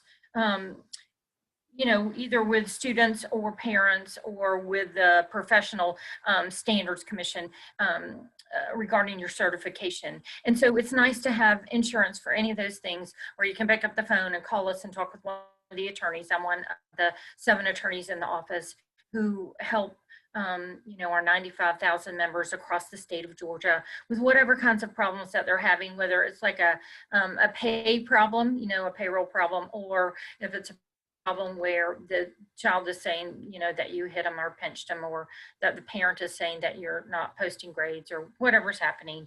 You know, people call us, we get like, oh, thousands of calls every month about issues, you know, that are happening to people. In fact, I've had, you know, 3 people this week who have been having problems about losing their jobs. And, you know, you go along and you're thinking everything is fine. And then all of a sudden you have this really, really bad problem that sort of pops out of nowhere. And it might cause you to lose your job all of a sudden, you know, here in January. And here you've taught all year long and everything's been fine. And suddenly in January, there's a problem. Or you've taught for 14 years and everything's been fine, and suddenly there's a problem. And so that's why you call Paige, and if I was there, I would give you one of my business cards. And but Diane Ray is coming out to talk to y'all, and she works for Paige too, and she'll give you a business card, and you just call into the main number of Paige, and then you can ask for me, Margaret Elliott, or any of the attorneys really, and we'll be glad to help you. Now, before I became an attorney, I was a teacher too, and I taught in DeKalb County schools for a while, and I taught in Gwinnett County schools for a while. So I know all about teaching. So when you call me and you talk to me about the TEACS platform, which is the evaluation instrument, or you talk to me about going out on the playground with children or whatever the situation is, standardized testing or report cards, or, you know, I mean, I know what you're saying because I've been there, done that, got the t-shirt and all that kind of stuff. So that makes it easier for us to talk about things, I think. But what I want to tell you is that when you go into the schools, you know, there's going to be rules. You're going to have school rules that say, okay, you can't wear jeans. See, Mary Ruth's not with us. It's going to be Diane that's going to be helping you. Okay, you can go forward. That's me over there on a good day. Okay, and then you can, and then you can put the questions. Oh, there's my phone number down there and the 1-800 number. Call me when you're after school. If you can't reach me because you're going to call me after 5 o'clock, you can send me an email, because then I'm always looking at my emails. I might not answer you the next day, but that's fine. In the email, you can tell me the problem, or you can put your name and your phone number when you want me to call you. Even if it's after 5, I will. This is my email address. It's melliott. Go to the next page. Maybe it's on there. melliott@pageinc.org, which is on our website, which is melliott@pageinc.org. Okay. Okay, Cindy, go to the next page. Okay, no, that's no good. Okay, go to the next page. Okay. All right, so we're going to talk about the PSC, the Professional Standards Commission, and they're responsible for certification. You know, when you graduate, you're going to get a teaching certificate from them. You're going to send them your transcript from West Georgia, and they're going to send you your teaching certification so that you can get a job with the school system. Yay! And that's going to be wonderful. And then if you get a master's degree, you'll send them that, and then you'll get another certificate from the PSC saying, okay, now you have a master's degree, and then you'll get a pay increase, which would be great. Yay! Okay, but the other things that the PSC does is that they see, it's in yellow right there. They handle investigations about educators where somebody's alleged that the educators have violated the Code of Ethics for educators. And the Code of Ethics is their 10 rules, their 10 secret rules, what I call them. And if I was there, I would give you this brochure. Here it is, Code of Ethics for educators. And And Diane Ray, who's coming out to talk with you on Tuesday night, she'll give you a packet, and there'll be one of these in the packet. And it's just the 10 secret rules inside them. You can look at them. And you could read these rules and you would go, yeah, Margaret, I know that makes total sense. And you have a test about them. You have a test about them before you start teaching. I mean, when you're in this semester and at the start of it, and then at the end of the semester about the code of ethics, right? And people will tell me, no, that's just common sense. And I'm like, I know, right? It's just common sense. And yet the PSC meets every month down in Atlanta. They meet once a month, and they have about 300 cases every month. And every now and then we see a principal, and every now and then we see a parapro, but the vast majority of cases are about who? Teachers. That's right, teachers, because teachers are where the rubber meets the road. They're where the legal liability is, because that's where the students are. And so that's why the vast majority of cases are about teachers. And so all the teachers know about the code of ethics, but we still have 300 cases every month. And 300, that's a lot if you think about 300 times 12 months in a year. And so that's why the PSC wants all faculties to have a presentation about the code of ethics once a year. And so when you go to a faculty meeting, you might have one about the code of ethics, and the teachers will be like, ooh, no, we don't want to have that. It's boring. We don't want to hear about the code of ethics. It's going to be terrible. Okay. But the reason why is because why? There's 300 cases every month. And a lot of times the teachers come before the PSC come before the PSC, and they'll say, well, we didn't know. We didn't know. And the PSC is like, well, we didn't care. We don't care because you were supposed to know. So that's what we're going to talk about, the 10 secret rules and how the cases. Okay, go to the next slide, Cindy. Let's see what that says. Okay. Boop. Oh, there I am again. Okay, go to the next one. And the next one. Definitions. Okay, all right, stop there. Okay, so you might say, well, Margaret, if the PSC investigates me, how does it start? And it starts with a letter of complaint. Oh, good, there's the word complaint. Okay, it's a letter of complaint. And anybody can send a letter of complaint. In the olden days, only the school systems knew about the PSC, and only the school systems would send a letter of complaint. But now, Mama can get on the computer and find out who really governs teachers in Georgia and send a letter of complaint about you, and that can trigger an investigation. And when you get a letter from the PSC, please, be sure to call Paige first. Don't call the PSC. Your letter's going to say you must call the PSC. You must call us before 3 o'clock on January 31st. Okay, but don't do that. See that lady? But don't call the PSC first. Be sure to call your attorney first.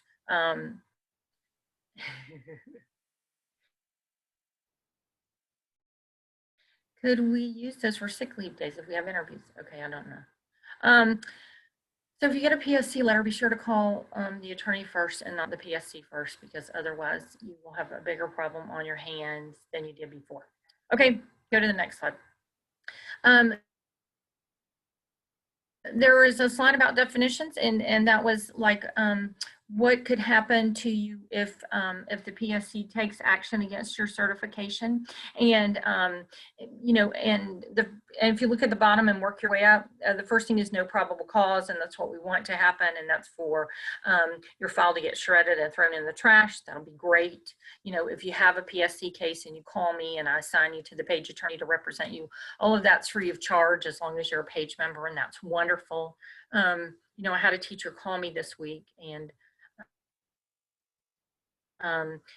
she had a situation where she was working with some band students because she was a music teacher and also helping out with band and orchestra. But she had one band student who really, really liked her. And in fact, he loved her, and he called to tell her how much he loved her. And that resulted in the school system doing an investigation and finding a lot of text messages between that teacher and that student. And a lot of text messages are going to result in it looking like it's no longer a professional relationship between the teacher and the student. Now, this particular teacher was She'd been teaching for 6 years, but last year she decided, since she hadn't had any problems in 5 years, she really didn't need to be a PAGE member anymore, and she stopped being a member of PAGE. So this year, when she had this investigation, I couldn't assign her a PAGE attorney free of charge because she wasn't a member anymore, and she was having to represent herself. And it ended up that she had to resign from the school system because they wanted her to, because they felt like that was an inappropriate relationship between students and teacher, because they found all kinds of long 4-hour telephone, cell phone conversations, and also a lot of text messages, which makes the relationship look social at the very least, and then romantic, and then maybe even sexual. You know, the investigation will continue. But we want the PSC to find no probable cause. They could monitor you. They could give you a letter of warning. They could give you a letter of reprimand. They can suspend your teaching certificate anywhere from 1 day up to 3 years. They can deny you getting a certificate if you're new to the profession, which you all are. That's where you all are. If something happens during student teaching, they can deny you getting a certificate. And there you spent all this money to become a teacher, and now you can't because they've denied you getting a certificate. And the last thing is revocation, and that's where they take the teacher's certificate. And they say to the teachers, now listen, I don't want you to worry, because in 3 years you can reapply. 3 years, okay? And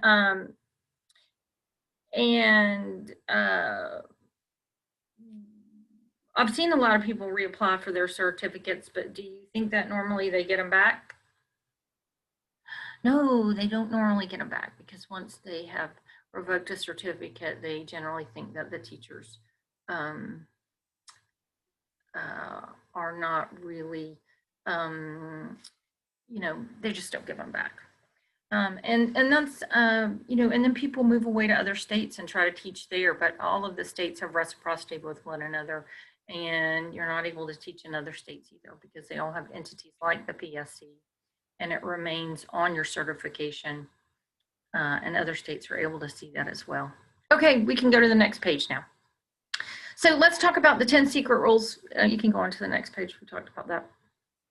Standard 1 is the first rule, and it talks about legal compliance. And what is that? They want you to follow the laws. Oh, that's a big surprise, right? Okay, so what are most of my cases under legal compliance?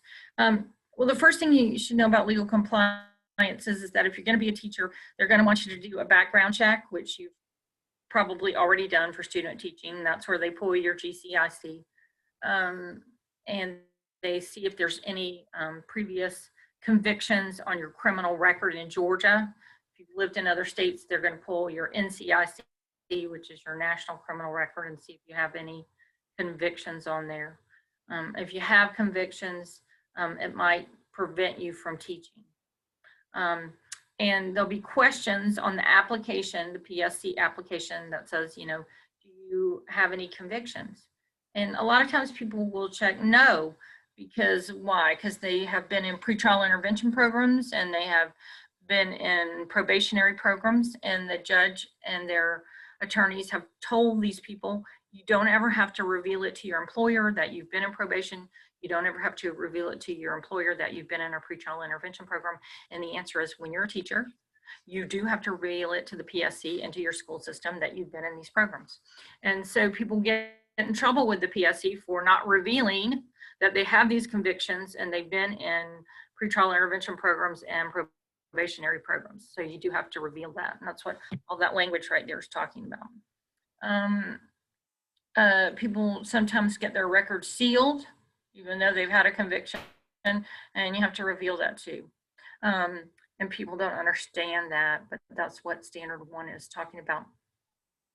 Most of my cases under standard 1, after people start teaching, you know, they have a clean record. What happens to them mostly where they have to report it under standard 1? DUI, possession of marijuana less than an ounce, and shoplifting. Those are my 3 cases that I usually get. Please know that you have to, if you get charged with any violation, but those are my top 3, you have to inform the school system within 5 days. So please be sure that you do that by telling your principal about it. Sometimes people are still in jail, so you have to have your mom go tell them, but the way you do that is you tell your principal first. We don't want them to move for termination because you failed to follow local school board policy by not telling them about it. We have 5 days to tell the local school system. We got 90 days to tell the PSC. All right, go to standard 2. All right, conduct with students. Most of the cases that come before the PSC and that come to my desk are a violation of standard 2. Conduct of students used to be called abuse of students, and that's really what they're talking about mostly. The situation that I was talking about a minute ago with the teacher who had the telephone conversations and the text messages with the students, which resulted in her having to resign yesterday, or otherwise the school system was going to move for termination. What she's looking at next is that now she's going to have a case with DFACS, the Department of Family and Children's Services. If they find that she had an inappropriate relationship with the student, they're going to turn it over to the police department, and then it becomes a criminal case. And that's something that's covered by Page if you're a Page member, and something I provide you with a free attorney to represent you about if you're a Page member on the date that the thing happened, which for her in that particular situation was, August through now. And then also a PSC case, Professional Standards Commission. She'll be getting a letter from them shortly saying, hey, we're investigating you for your conduct with this student, a violation of standard 2. And I don't know what the extent of the relationship was, and they'll look into it some more. But where we have a lot of text messages, and we have, we have a cell phone bill showing all of these text messages or cell phone calls between the student's cell phone and the teacher's cell phone, that's enough to get you a vote. That's enough for the relationship to no longer look professional. It looks, like I said, social at the best, and then sexual at the worst. So please be sure that you are not text messaging students and that you're not talking with them on your cell phone. Because if you do, it looks like an unprofessional relationship, and it's something you can lose your certification over. If you need to text message students, please use something called Remind 101 or whatever your school prefers about getting in touch with students, about reminding them about a practice or a change in a schedule, or to study for a test. You want the whole class to study for a test. A lot of schools use Remind 101. It's a text message that comes from the school's phone number, not from your cell phone number. And so it doesn't look like you're trying to get in touch with anybody from your personal cell phone number. I want you to know that under standard 2, anytime that you touch a student, when you go to redirect them, come over here, go over there, go to the office. I told you not to do that. It is potentially a violation of standard 2. Students don't like it when you touch them. You can go near them to redirect them. You can use words to redirect them, but when you touch them to redirect them, they're going to go home and tell their moms that you hurt them. You hurt them right here by touching them on their shoulder, by touching them on their head, by touching them on their arm, by pulling them back by their backpack, by pulling their hoodie off their head, by pulling them back by their hoodie. I have all kinds of cases about hoodies. Don't touch their hoodies. All of that is potentially a violation of standard 2 and just creates havoc for you and your job in the school. So don't touch them. They're not our children, and we're just not allowed to touch them anymore. If you're continuing to have problems with the students and it's going from bad to worse, please be sure that you call an administrator to help you, and don't touch the students. So now at this point, people ask me, what about fights? What about fights, Margaret? And the answer about fights is, 1, you have to follow your school's policy and procedure about fights. Every school has a different policy about fights. Your school's policy might be, use your best judgment. Really? Okay, thank you so much. That's so helpful. All right, so what I want you to be sure about fights is that you follow these 3 three rules. Okay. One is you want to press the help button in your room to get administrator help about a fight, whether it's a fight in the hall or in your room. And two is you want to send a responsible student to go to the office to get an administrator to help you about a fight. You also want to send a responsible student to the teacher's room next door or across the hall to get a administrator to help you with a fight. Why? That's right, because you need a witness. Okay. And three is that you want to give verbal commands before you intervene, because the parent is always going to want to say that you intervene too quickly and that you hurt their child, and that you hurt their child because you intervene too quickly. And so we always want to be able to testify to the three things that we did before we physically intervened. Okay. And that makes you look much more competent and much more professional. And then intervene and do whatever you feel like that you need to do. Be sure that you talk to your administrators before the school year starts or the semester starts about how to handle fights. How do they want you to handle the fight? Do they want you to intervene? They don't want you to intervene? What do they want you to do? And you know, and follow their directives. What else about students? Don't be alone with students.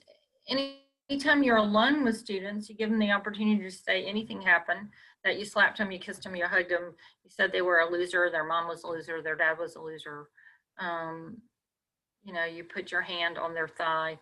And we don't have a third party to corroborate. So you want to be really careful and not be alone with students when you're tutoring them. When they want to stay after class and ask you questions or tell you a story, you want to move to the doorway of your classroom so that other people can see you while they're walking up and down the halls. Don't take students in a classroom and shut the door. Don't take them in a closet and shut the door. It looks unprofessional. It gives students the opportunity to say anything has happened. And when all I have is student testimony and teacher testimony about what happened, who does everybody believe? Everybody believes the student. They don't believe the teacher about what's happened. And so you have to be careful about that. You know, when teachers send emails or Facebook messages or text messages to students, a lot of times they're very inappropriate. They're supposed to be jokes. That's also enough to get you revoked. And please be sure that you're not doing that. Students are not teachers' friends. They're not our peers. They're students, and you have to remember that. Okay, we're ready to go to standard 3. Standard 3 is alcohol or drugs, and what is that? That is that you can't come to school under the influence of alcohol or drugs, and that usually happens when teachers drink the night before. You know, they drink with dinner or they drink late into the night, and they come to school the next day and they smell like alcohol, and they don't even know it. And other people report that to the principal. The principal will then ask the teacher to get in the back seat of their car and go down to the lab core with them to have an alcohol or drug test. Also, teachers have been asked to go down to the lab core if they're asleep at their desk, or if they're giggling too much, or if they're not walking in a straight line. And so you want to be really careful about that. Now, I have people call me and they'll say, you know, Margaret, they've told me I have to go for a drug or alcohol test, and this is the United States of America and I'm not going. And the answer is right. You don't have to go for the alcohol and drug test. You can go home, which is what your option will be. But you don't want to get in your own car to go home, because why?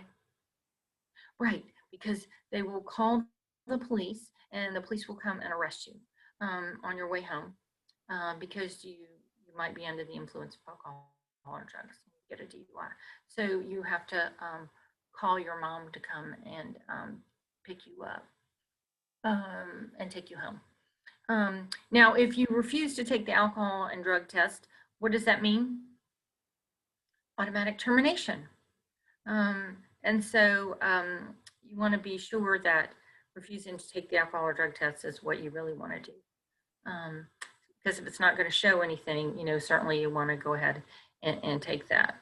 You can't be under the influence of alcohol or drugs at a school-sponsored activity, like a school football game or a booster club activity or a foreign language trip or a field trip or anything like that. Sometimes teachers have gotten in trouble.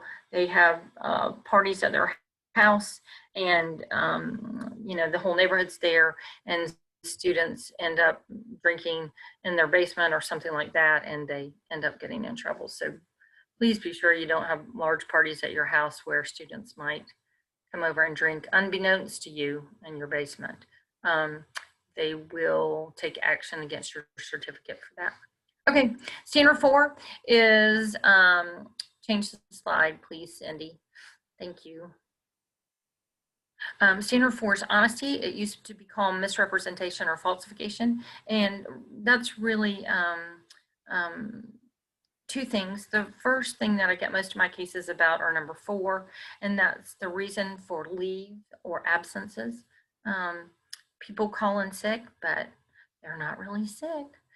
People call in sick and they get married, and people call in sick and they go to the beach, and people call in sick and go on job interviews, and people call in sick and they go on a cruise. And can you do that? And the answer is no. And what happens to you is they dock your pay and they write you up and then they send you to the PSC. And the PSC will take action against your certification because of that. Typically speaking, they're going to suspend your teaching certificate,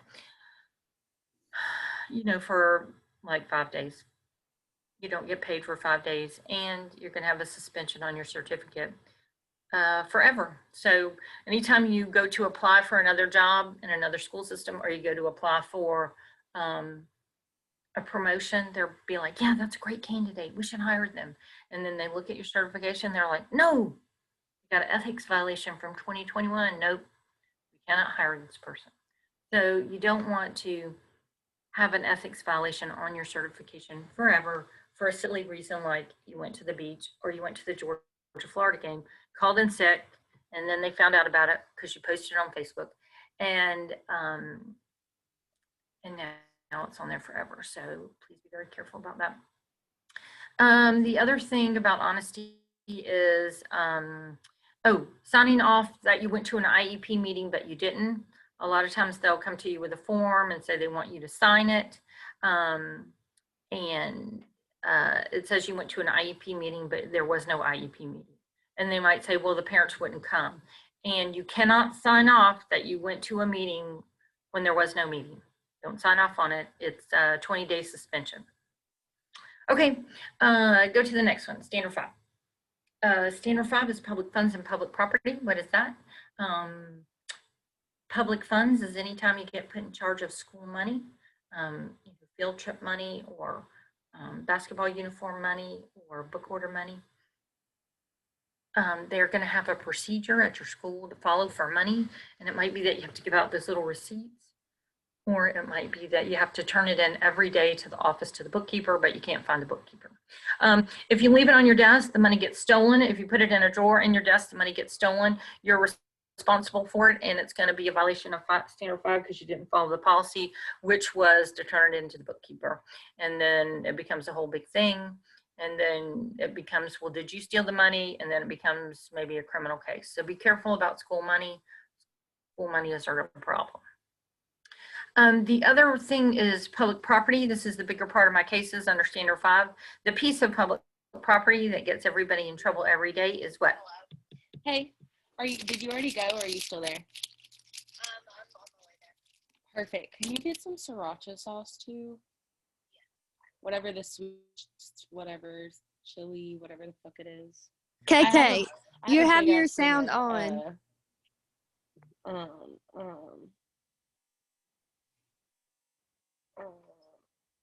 Sorry, everybody was yelling. Oh.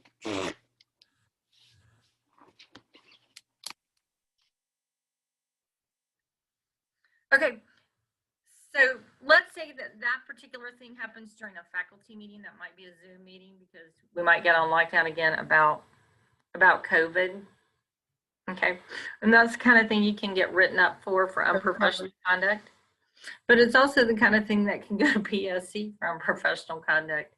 And so like a little thing like that where you think it's like nothing and that's happened before when I've had to give one of these presentations where people get on their cell phone or whatever, and they say, oh, and that's a really good question. Can you refuse to handle money altogether? And that's so funny because one time I gave this presentation and I had somebody call me a couple weeks later and they said, Margaret, I heard what you said about the public funds. And when they told me that I had to be in charge of the yearbook money, I just told them no, I wasn't going to be in charge of it. And I love that people listen to me. Thank you for the people who are listening. And the answer is no, don't do that, because that's called insubordination. And that's something else they could write you up for and you could be in big trouble about. And so if they put you in charge of something, you just want to be super careful about it. You know, don't put it in your own bank account and don't put it in your desk drawer because it gets stolen. You know, you just have to find the bookkeeper and turn the money in, and that's kind of a pain, but you just have to do that. You can't, you know, lose it or spend it on paying your taxes or whatever people do with it. But anyways, you just have to be super careful. But thanks for listening. You're sweet. But sometimes, going back to the other thing, you do something totally inadvertent that you didn't mean to do, and it just creates just like a huge problem for you. You don't get a contract for the following school year because the principal just feels like you're totally unprofessional and you're not listening to the principal, who has a huge ego and they just can't get over it. They're like, no, I'm not going to give that person a contract for next year. I don't want them teaching in my school. So be careful when you go out into the schools. So the bigger part of my standard 5 cases is public property, and the public property that gets everybody in trouble every day is the school computer.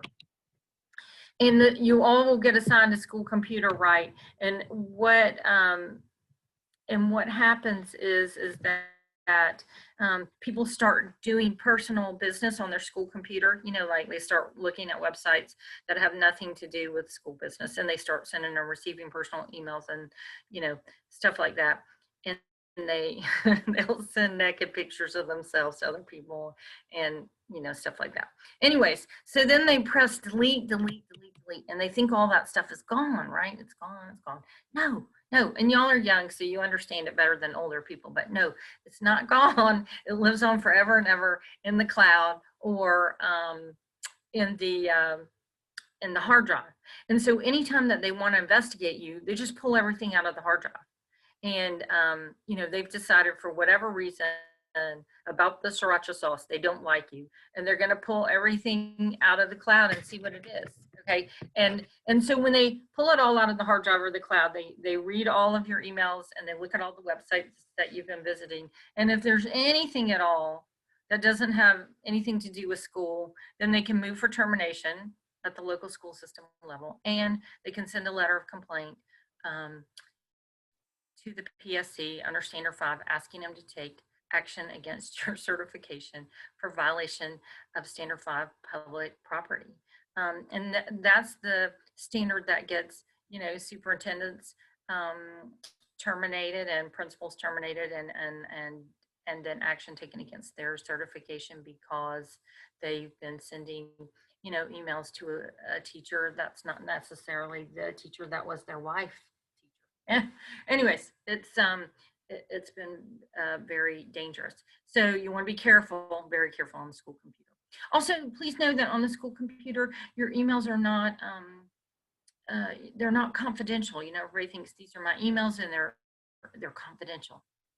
No, they're discoverable under the Georgia Open Records Act. And what does that mean? That means that Mama can get all of your emails, and the Atlanta Journal-Constitution can get all of your emails and print them on the front page of the paper. So if you send an email saying how you feel about a board member or about a school board policy, for example, or that you feel the schools aren't really safe during COVID or something like controversial like that, you know, then that can be on the front page of the local paper. And that can cause you a lot of problems, because I had that case with somebody. So just know that your emails are not confidential. You know, the paper can get all of your emails, and Mama can get all your emails. So I want all of your emails to be very short, positive, and professional. And Yeah, and then you should be good. Okay, if you hear yourself typing for a really long time, you just back it all up, delete it, delete it, delete it, and you just want it to be really short. Okay, great. Go to standard 6, which is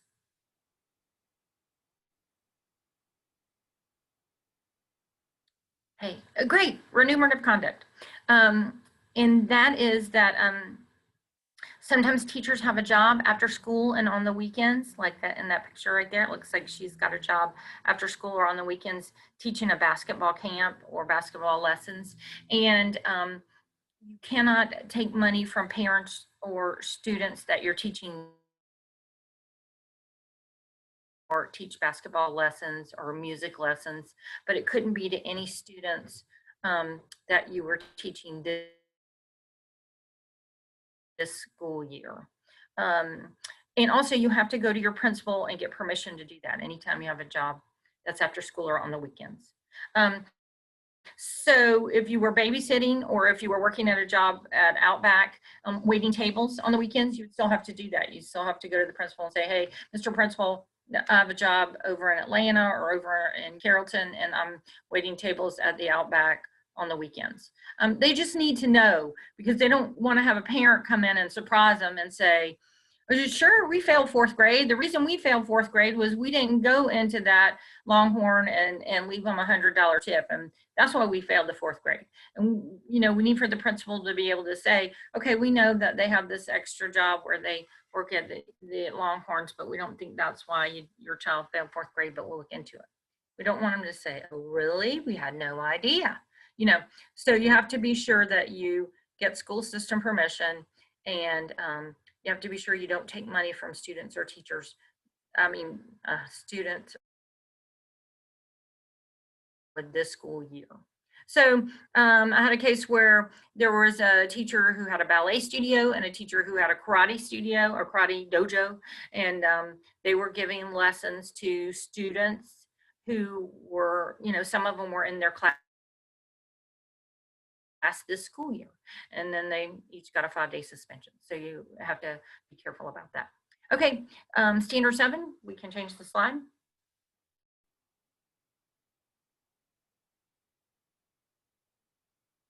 Cindy, we could change the slide.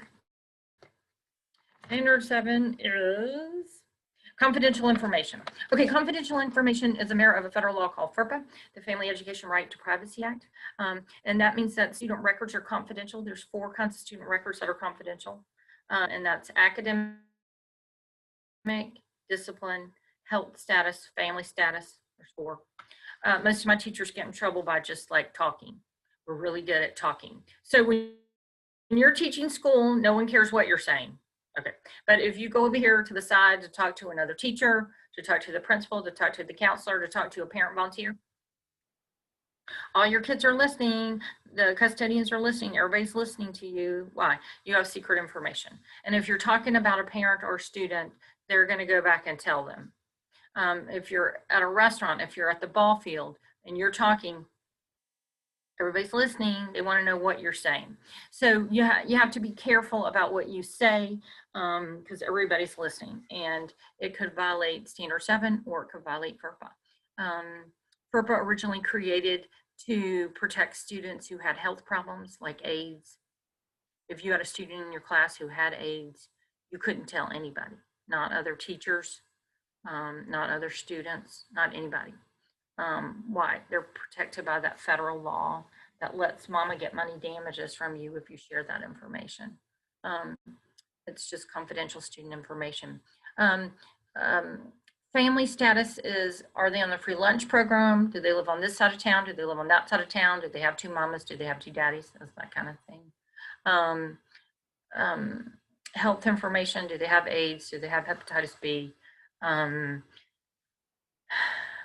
Do the parents abuse them? So you can't share any of that kind of information. Are they in the special ed program? Are they EBD? Parents might come in and say, what's wrong with that little Johnny kid? He sits him back on my child and hits him in the back of the head, and I know something's wrong with them. What's wrong with them? Can you tell them what's wrong? And the answer is no, of course not. Confidential information, people get in trouble by hitting a button on their computer called reply to all. So when you get an email, don't hit reply to all. I just want you to hit reply. You could send out information on reply to all, confidential student information to people that wouldn't have any legitimate educational interest in knowing. So you have to be careful. We only want to hit reply, okay? And I've had people say to me, well, I'm just not going to answer. How about that, Margaret? I'm like, no, you have to answer. Have to be positive and professional. We would just want to hit reply.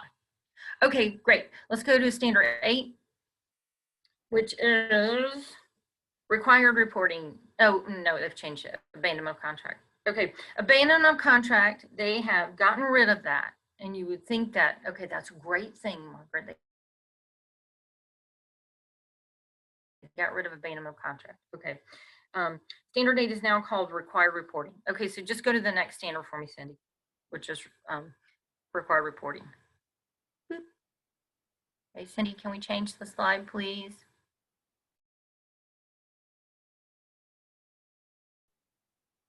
Abandonment of contract, they haven't really gotten rid of. They've just crammed it in under standard 10. And we're going to talk about it under standard 10 in just a minute. But let's talk about standard, this standard required reporting. Required reporting is 2 things. The first thing is if you get arrested, which we already talked about under standard 1, if you get arrested, you have to tell on yourself at 2 places, the local school system level within 5 days, okay, and to the PSC within 90 days, okay. But call me and let's talk about it, and I'm going to talk to you about how to report it. Some people are like, Margaret, I'm not going to report it. It happened in Ohio or it happened in Florida. I'm not going to report it. And the answer is, yes, we have to report it. Why? Because you get on this website and it's called like justbusted.com. And people who don't work sit at home and they look on that website, justbusted.com, and they are looking for people who work for the school system. And then they print out your mugshot, all the kids in your class or all the teachers in your school or the school board members or the superintendent to show that you've just been busted and that you're a criminal and that you shouldn't teach in the schools. Okay, so rather you go to the principal and tell the principal about what's happened so we can handle it, okay? The second part of required reporting is that you have to report suspected child abuse or suspected child neglect. You're a mandated reporter under Georgia law. You only have 24 hours to report. Even if it's on a Friday afternoon, we only have 24 hours to report. So you can't wait till Monday. Okay, a lot of things happen on Friday afternoon. Okay, and so, hey, are there still some students that get kicked out of the connections and they are, okay, I'm sorry, I don't know what happened. So if it happens on Friday afternoon, you still have to report. What if you can't find anybody? Well, then you have to call DFACT yourself and report it. So the way that you report suspected child abuse or suspected child neglect is to follow your school's procedure for that. Different schools have different procedures. Like if you work in Fulton County, they require you to call DFACT yourself.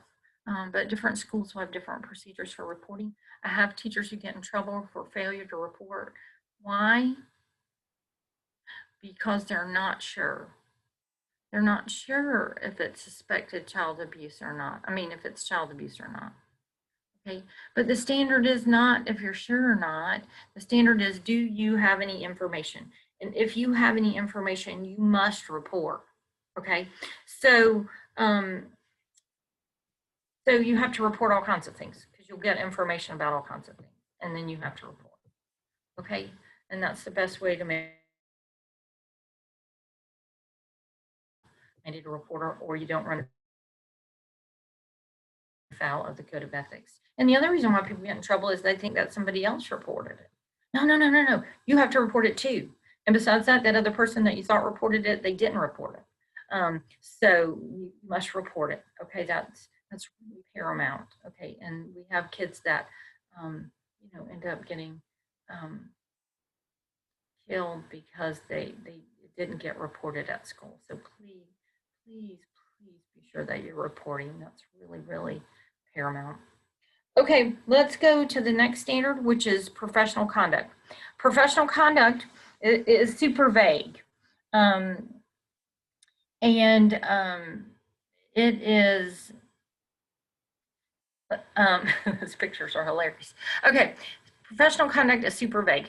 I can tell you that half of my cases, 50% of my cases under professional conduct are about abandonment of contract, which we saw a minute ago, which used to be its very own standard. And so everybody was so happy when they got rid of standard 8, which used to be abandonment of contract, but they just crammed it in here in standard 10. And so what that is that when you sign a contract to teach for a full school year, you're legally bound by that contract. And so, like, I get this a lot in DeKalb County schools. Okay, so people will sign a contract to work for DeKalb, and then, you know, like a month into the school year, they might call me and they would say, Margaret, I don't like it. I don't want to teach there anymore. And I'm like, well, you have to. And they're like, no, I don't want to. I'm going to submit a letter of resignation. But they can't. Why can't they? You know, because they have friends who work for private companies that just submit a nice 2-week letter saying that in 2 weeks they're going to resign. And the answer is because you signed a contract, and the contract legally binds you, and the contract says that you're going to teach all year. Okay, because they don't have anybody else to teach these students, and you've said that you would. So, you know, people submit these letters that say, thank you so much for the opportunity to have taught in the DeKalb County schools for the past 2 weeks. However, Friday's going to be my last day. And they start packing up their car because they're going to leave. And can they do it? No. And the principal will come to them and they'll be like, where are you going? And they'll say, well, didn't you get my letter? I'm leaving. Friday is my last day. And the principal is like, no, you can't leave. We don't have anybody else to teach these kids. And they'll say, no, I'm not going to do it. I asked you for some help and you didn't help me and I'm leaving. Okay, so if you were to go ahead and leave anyways in that situation, what happens is that the PSC, the school system, they don't sue you for breach of contract like they might do in the private sector. They just send a letter of complaint to PSC saying that you violated standard 10, which is abandonment of contract. And then the PSC will they'll investigate first, and then they'll suspend your teaching certificate for 6 months. So you can't teach in school system A or school system B for 6 months. And you'll always have an ethics violation on your certification. And whenever you go to get a job somewhere else, they'll be like, oh, this is a great candidate. Let's hire them. Oh, no, we can't. They have an ethics violation from 2021. And it's abandonment of contract. No, we can't hire them. They'll abandon us, 2 weeks into it. And so it really makes it very hard to get a job anywhere else. And usually people are leaving to go work at the school system, that's right next door where they live, like in Gwinnett County or in Cobb County, and that's where they want to go work. So the answer is no, you can't. Once you sign the contract, you're legally bound by the terms of it. Although PSC has some exceptions to this rule. One exception is as long as you let the school system know on or before June the 15th that you're not coming back for the following school year, then that's okay. They won't investigate. So if you're going to change your mind, let's say you get your student teaching this spring semester, right? And they give you a contract to come and teach for, Carroll County schools or Carrollton City schools, and you sign it, but you live in another county, and then finally wherever you live, that county offers you a job. As long as it's before June the 15th, you can accept it as long as we go ahead and submit a letter of resignation to Carroll County Schools saying, oh, I know I signed a contract that I was going to teach there for next year, but I've been offered this job that's so much closer to my home, and I'm going to go ahead and accept that, and this is my letter of resignation saying I can't come for next year. As long as it's on or before June the 15th. Okay, we're okay. June the 16th, no. June the 17th, no. But before June the 15th, yes. Okay? And then sometimes people's spouses get transferred to another state. That's okay. They won't investigate for that if you have to move. Sometimes people get sick or their parents get sick, and then people have to get released from their contracts for that. That's okay. They're not going to investigate for that. So they do have some exceptions to that rule. Okay, what else comes under Standard 10? Something that's a big deal right now is called well, it always has been, but it's really a hot topic right now because there's been a lot of lawsuits filed. Adequate supervision, that's what we call it in the schools. The court calls it negligence. So when I was teaching school, they would say to me, now, Margaret, be sure that you're providing adequate supervision for your class, because if you leave and go to the bathroom, anything could happen. You know, that student right over there can turn to that other one and poke their eye out with a pencil. So you have to be in there to, you know, be providing adequate supervision and make sure everybody is doing what they're supposed to do, right? Right. Okay, so we didn't drink water in the 80s and we didn't go to the bathroom, all right, till 3 o'clock. Now, everybody's drinking water, but if you have to leave your class and go to the bathroom, what? You have to get another teacher or somebody to come in there and watch your class, because you can't leave them alone. Because within the last 3 years, the Georgia courts have been eroding sovereign immunity for Georgia educators. Okay, what does that mean? That means that they have been finding for the students and the parents, in other words, awarding money damages to mama and the students for inadequate supervision on the part of the educator.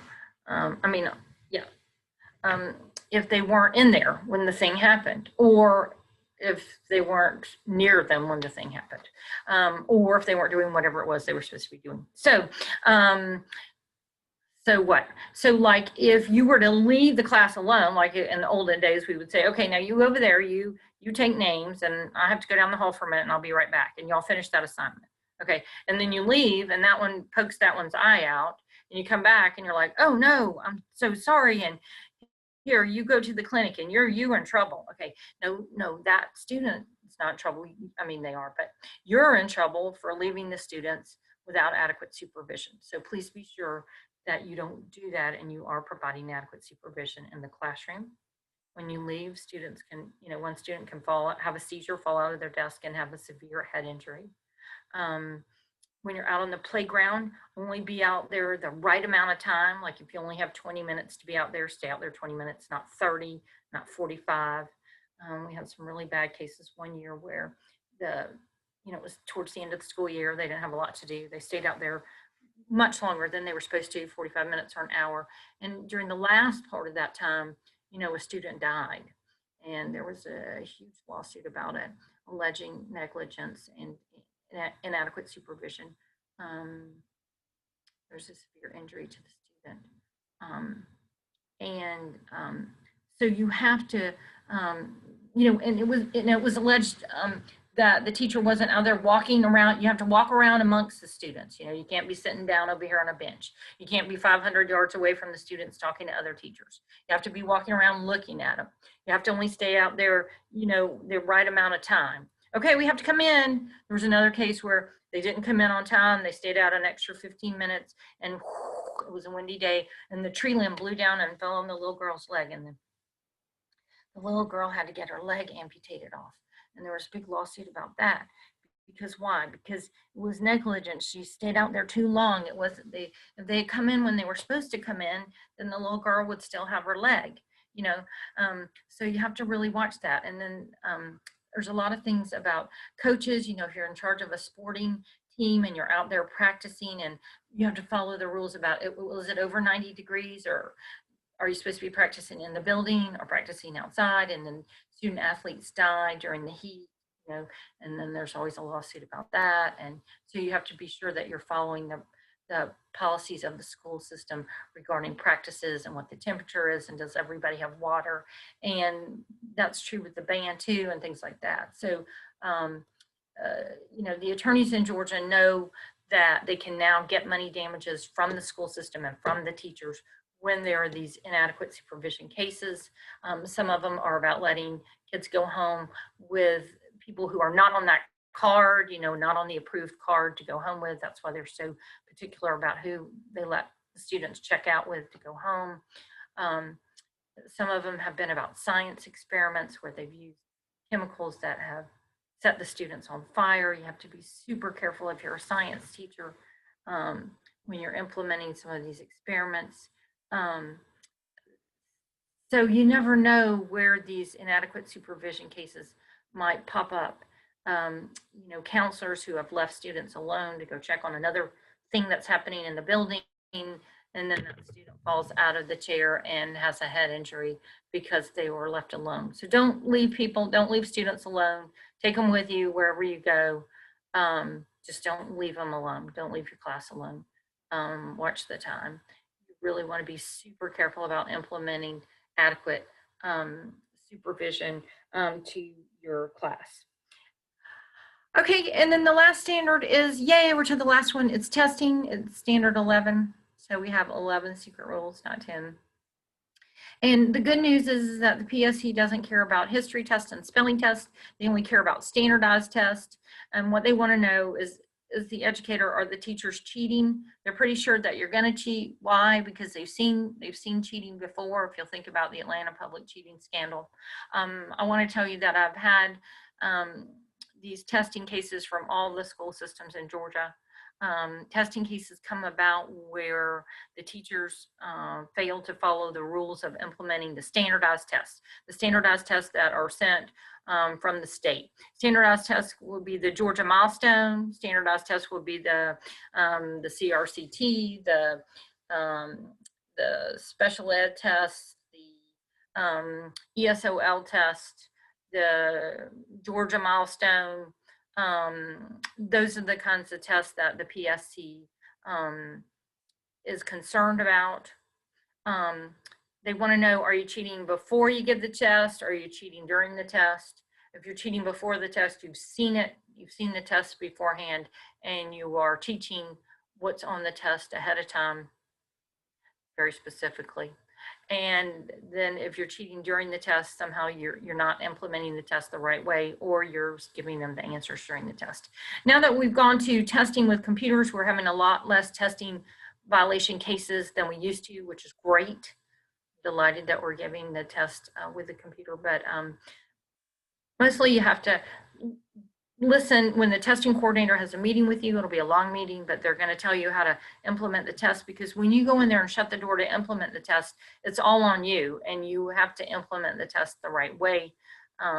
Sometimes you get pulled into a room and told, okay, you're going to be giving the standardized test to these special ed students who have accommodations, okay? And there's 3 of them and they need accommodations. So you're going to read this part to them. You know, you read the passage. No, you don't. You read the answers. No, you don't. You read the passage and the answers. You know, yes, they get scrap paper. No, they don't get scrap paper. They write on the test booklet. No, they don't. You know, you have to be really sure about what the accommodations are. And sometimes that can become a testing violation. So you want to be super careful about that. Okay, well, thank you. You all have been a wonderful audience. I hope this has been helpful. If I can help you in any way, let's go to the, oh, good. Yeah, go to the last slide. And there is my phone number. And then there's the email for the legal department. And that goes to my assistant, that email. And I'll be glad to help you in any way that I can. I hope you have a wonderful student teaching experience. And you're really going to love teaching. I love teaching. And it's super fun. And y'all can make it really fun for the students. So thanks. Yay. Thank you so much. Yeah, thank you so much, Margaret. We sure do appreciate you always taking your time, and she does this out of the goodness of her heart, you all. So I'm just most appreciative that you're willing to come and go through all of that with our students, because it's important information, and I'm glad y'all got that. So thank you so much. And as Margaret said, Diane will be coming to your individual seminars and visiting with you and giving you the career launch presentation. All right, I thank you so much again for your flexibility and your tenacity as you kept trying to log back in and stay with us. So thank you. No problem. I appreciate it very much. To all of you, I hope you have a great semester. Please remember that we are here to help you. And I will be sending an email with some directions about those of you who are asking about the before school experience. But I do want to say that we were without students a long time this fall semester.